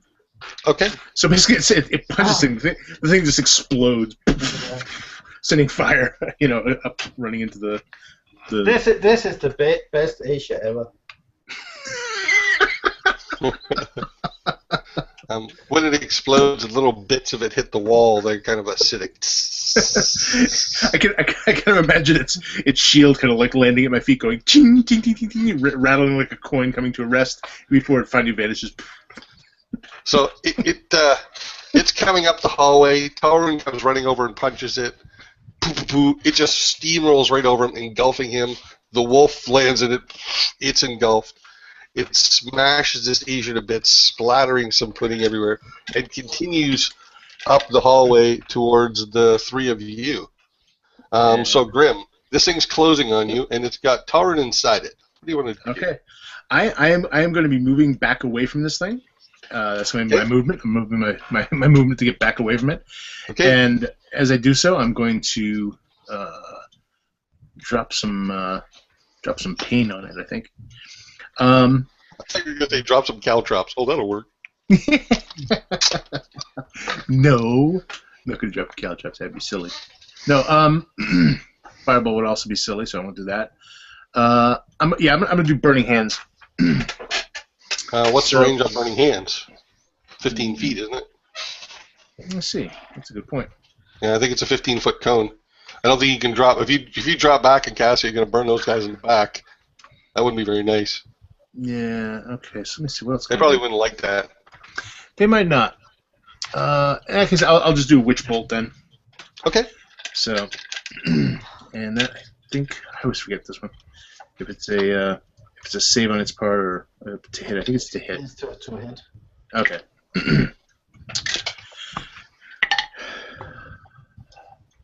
I got a 13. Yep, you need a 9. All right.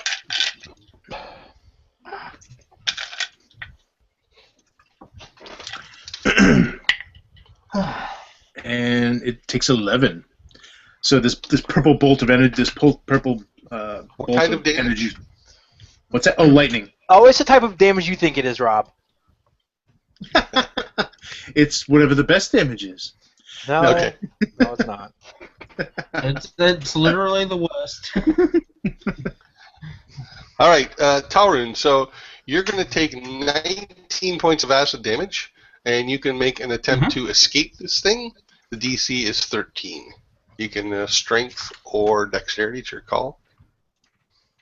Is it like a dex save or acrobatics? This is just to escape. It's strength. Yeah, and I'm asking, is break that free, a save?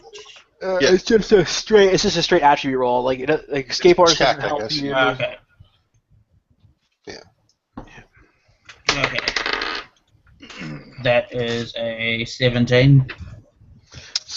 So you break free. What were you wearing that was metal?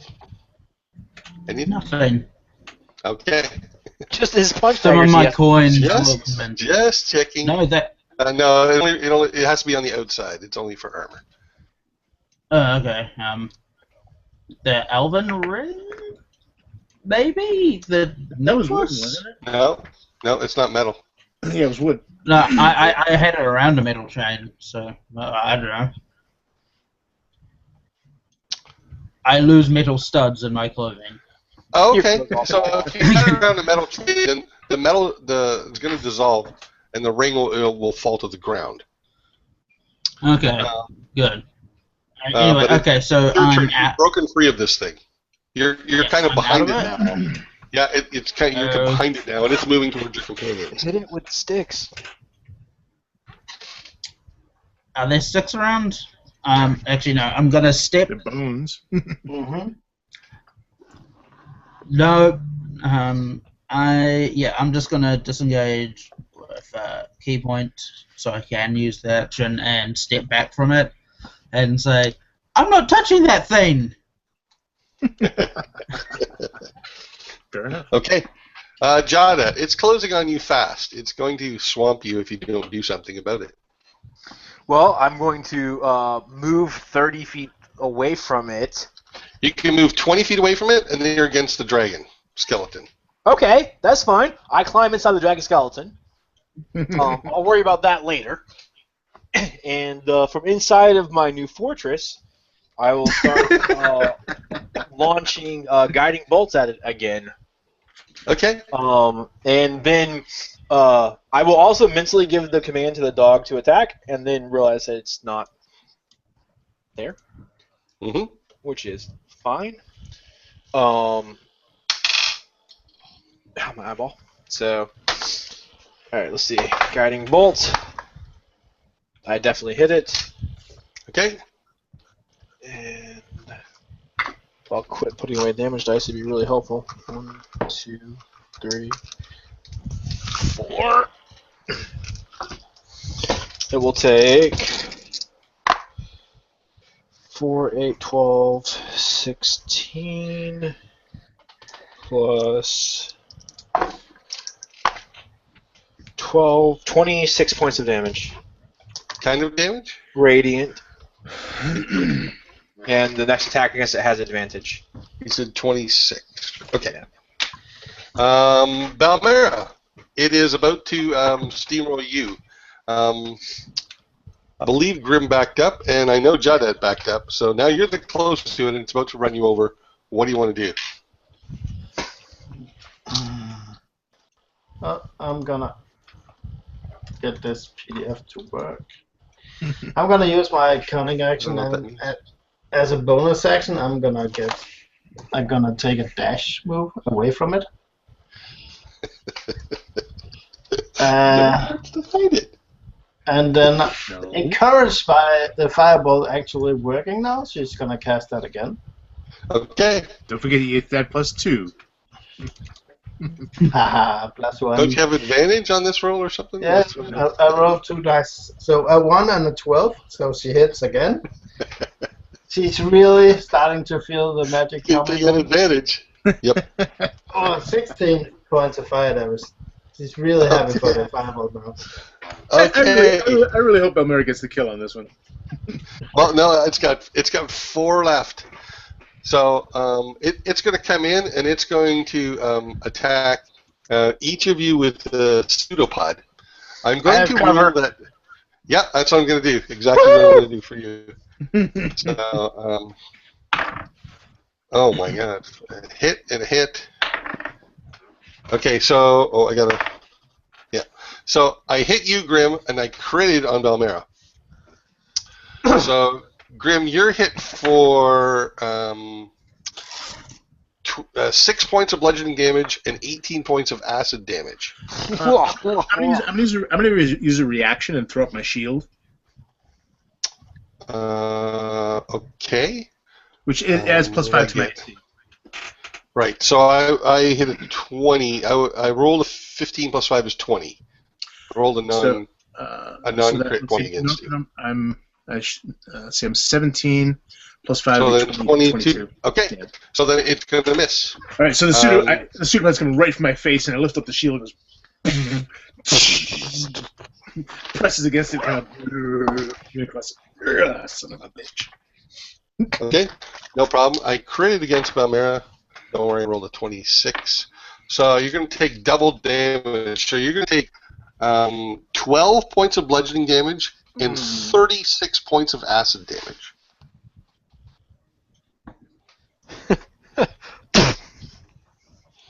Okay. That would have probably killed me. She's going to use her uncanny dodge, but it says I half the damage, but it doesn't specify if... I'm guessing it's just the physical attack? Yeah. Just a physical attack, maybe? Yeah. I don't know. Don't know either. That's a good question. Let's read. I'm going to count it as half across the board, okay? So you're going to take 6 bludgeoning and 18 acid damage. Okay. Nope, you would have all of it. Are you wearing metal armor? No. Okay. She's not even wearing armor. Okay. But I do have a metal rapier. She hasn't drawn in ages. No, it's only armor on the pseudopod. Okay, and that brings us to you, Grimm. So this thing is like right on top of you now. Okay, and it's trying to. Well, I still have I still have this arc of purple lightning going into it, so it takes an additional 10 points of damage. Okay, so it only had 4 left, so it goes. Oh. Into a puddle. Yeah, I kind of step back, not wanting to step in any of the goop. As you take a step back, rib bones bang against your back. You know what I mean? You back into the skeleton itself. Oof. Jawdat, you notice from inside that any skin, any flesh that was on this thing is completely gone. Right. And It's very, very smooth. The bones are smooth. Right. Got it. It was eaten by a white pudding. Yeah. Well, not necessarily. You also notice behind you, in the far side of the skeleton, a blade that is it's broken at the hilt, but the entire blade itself is intact, and you can see runes inscribed all the way along it.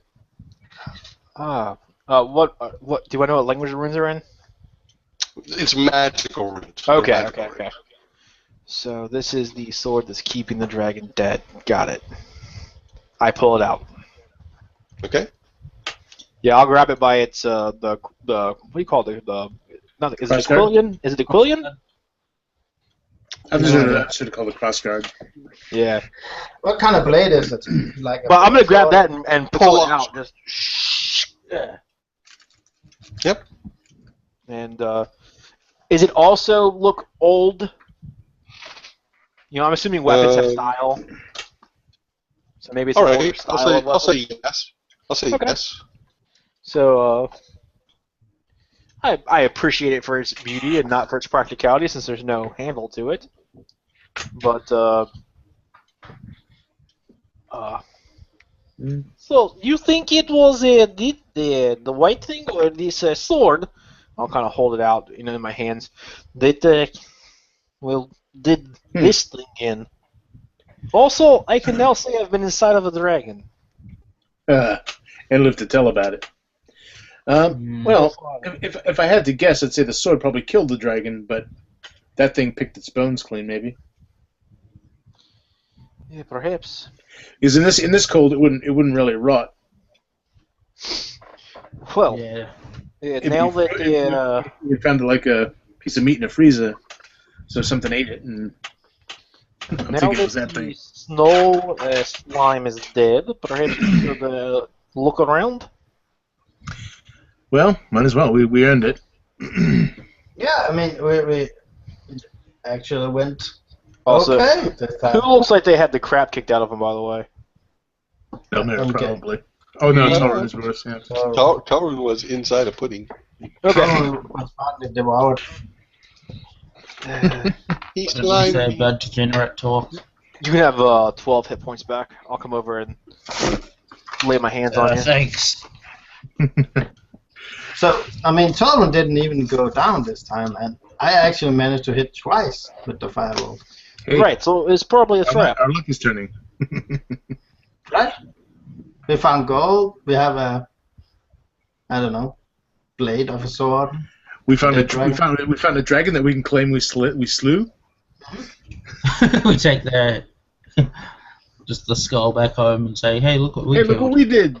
We take the large rib bones from the dragon and change it out for the skis that are currently on our mode of transportation, and we'll all be dragon slayers. Yeah. Ooh. Well, I'm gonna start Yeah, exploring so- the cavern as I'm Damn you yakking to people. I'm gonna call this day a win. Yep, exploring. I'm gonna be busily trying to remove some of the more attractive teeth from the dragon skull. All right, Steve, I'm going to have you be a little bit more descriptive than just say exploring. Tell me more precisely what you're doing. Well, I'm avoiding stepping in the goo, and I'm gonna start by checking around the dragon and underneath some of its larger bones. At this point, seeing what's happened, I'm a little confused as to what the pudding ate, because I saw metal go away sometimes, but this blade was still here. But anyway, I'm gonna look, around the dragon and behind things, and also on the ceiling for ropers to try and kill me. But other than that, I'm gonna, I'll cast light back onto my my holy symbol, and I will start walking around and sort of in larger, crevices and stuff, just peering into them, and more systematic than you might think. A little bit of experience with my family going into some of the old family crypts, where we would clean them out and then move some of the bones to an ossuary before interring other people into the same crypt. So just sort of looking around with much less the adventurer let's tear everything down and find the gold, and much more of a curious, not historian, but academic approach to it. Okay. So, searching around, you find a number of things, but none of them are in plain sight. Like, if you would just take a casual glance around, other than this blade, it looks like there's nothing of value. Okay? But when you dig around, you find, like, hidden, wedged in crevices, behind little stones, things like that. What you find is D12, more of these coins. You can roll that. Okay. I think you said he found a D12. It was like, that's oddly specific. 8. Is it a magic D12? Okay, so you find 8 more of these coins. You find a dodecahedron-shaped gem. Oh, it's D12. Yeah, nice. Gem. The gem is very dark color, and it's almost an identical color to the rock. You miss it at first, and then you look back and you see that it's not actually a rock; it's a gem. It's almost the same color as a rock. It's You also just phylactery. You also find a stone that is clearly doesn't belong here. It's of a completely different color than the rest of the rock around it. It's a light gray. It's very, very smooth. And when you look at it closely, you see tiny, tiny runes carved into it. Okay. That's what you find in the immediate area.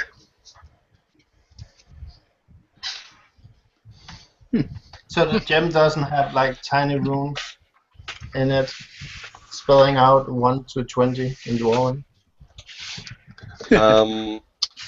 Regarding that, Jawdat can make me a history check if you like, with advantage to determine its value. Sure.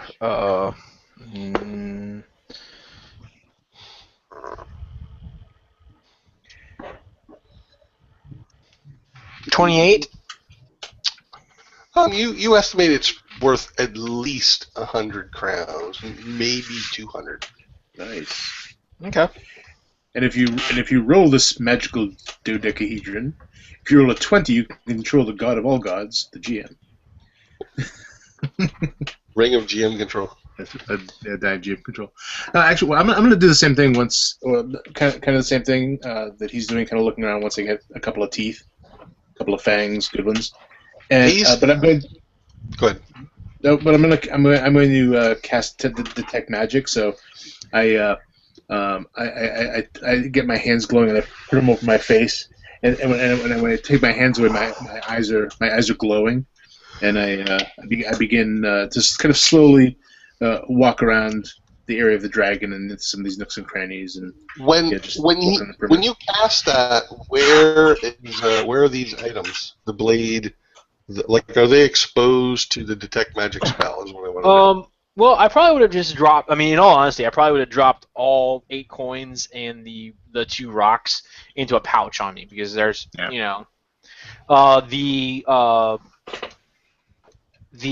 sword. I took time to go ahead and with a piece of fur, and some cord, fasten it to the back of my bag.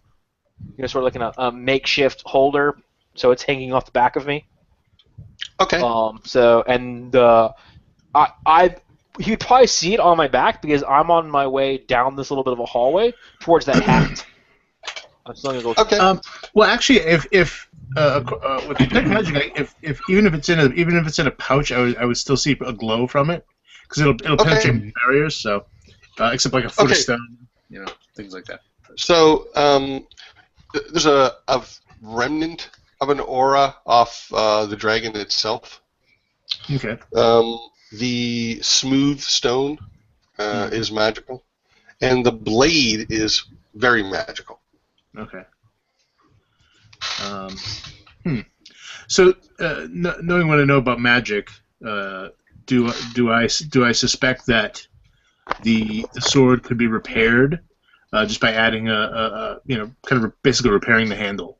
It would certainly be an excellent component as as someone to make a magical weapon. Hmm.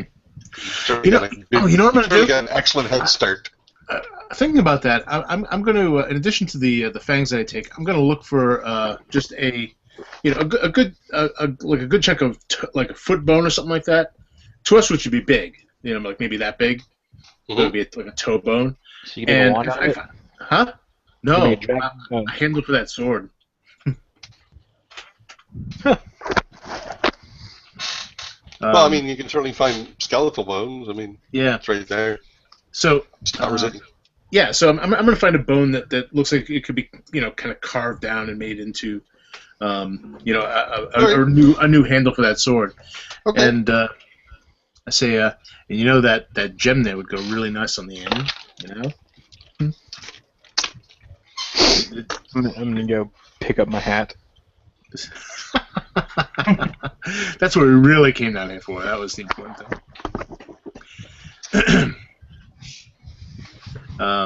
So in Grimm's mind, he's already sort of like planning, the repairing of this great weapon. Now he can't use it, but someone will be able to use it. But he's just kind of obsessed with sort of, being able to put this thing back together, carving this bone into a beautiful handle, and maybe putting a gem on the end, and restoring it to its original glory. So who takes what? Well, I mean, unless anyone requests any of the stuff from me, I have the items we found so far, and like I said, I'm on my way to the hat. But I mean, I don't care. So if someone wants the stone or the gem, then by all means, I'll hand it to them. No, I mean, I do let him know of my idea, and obviously it's his find. So if he's okay with it, then we can go forward. But I'm just going to carry, like I said, a couple of good fangs and this. I'll grab the one bone. All right. Well, no one answered my question though. I have all the items right now. Yeah. You have them all. Okay, excellent. So you notice that the stone, the smooth stone you found with the tiny rune on it, it's kind of malleable. Oh, I do let Jawdat know that they're magical. I don't just. All right. So I take after I go pick up the hat, I'll pay attention to the little. You're talking about the gray stone, right? Yep. What? By the way, what school of magic is that? The tech magic will tell me that. I'll think about it.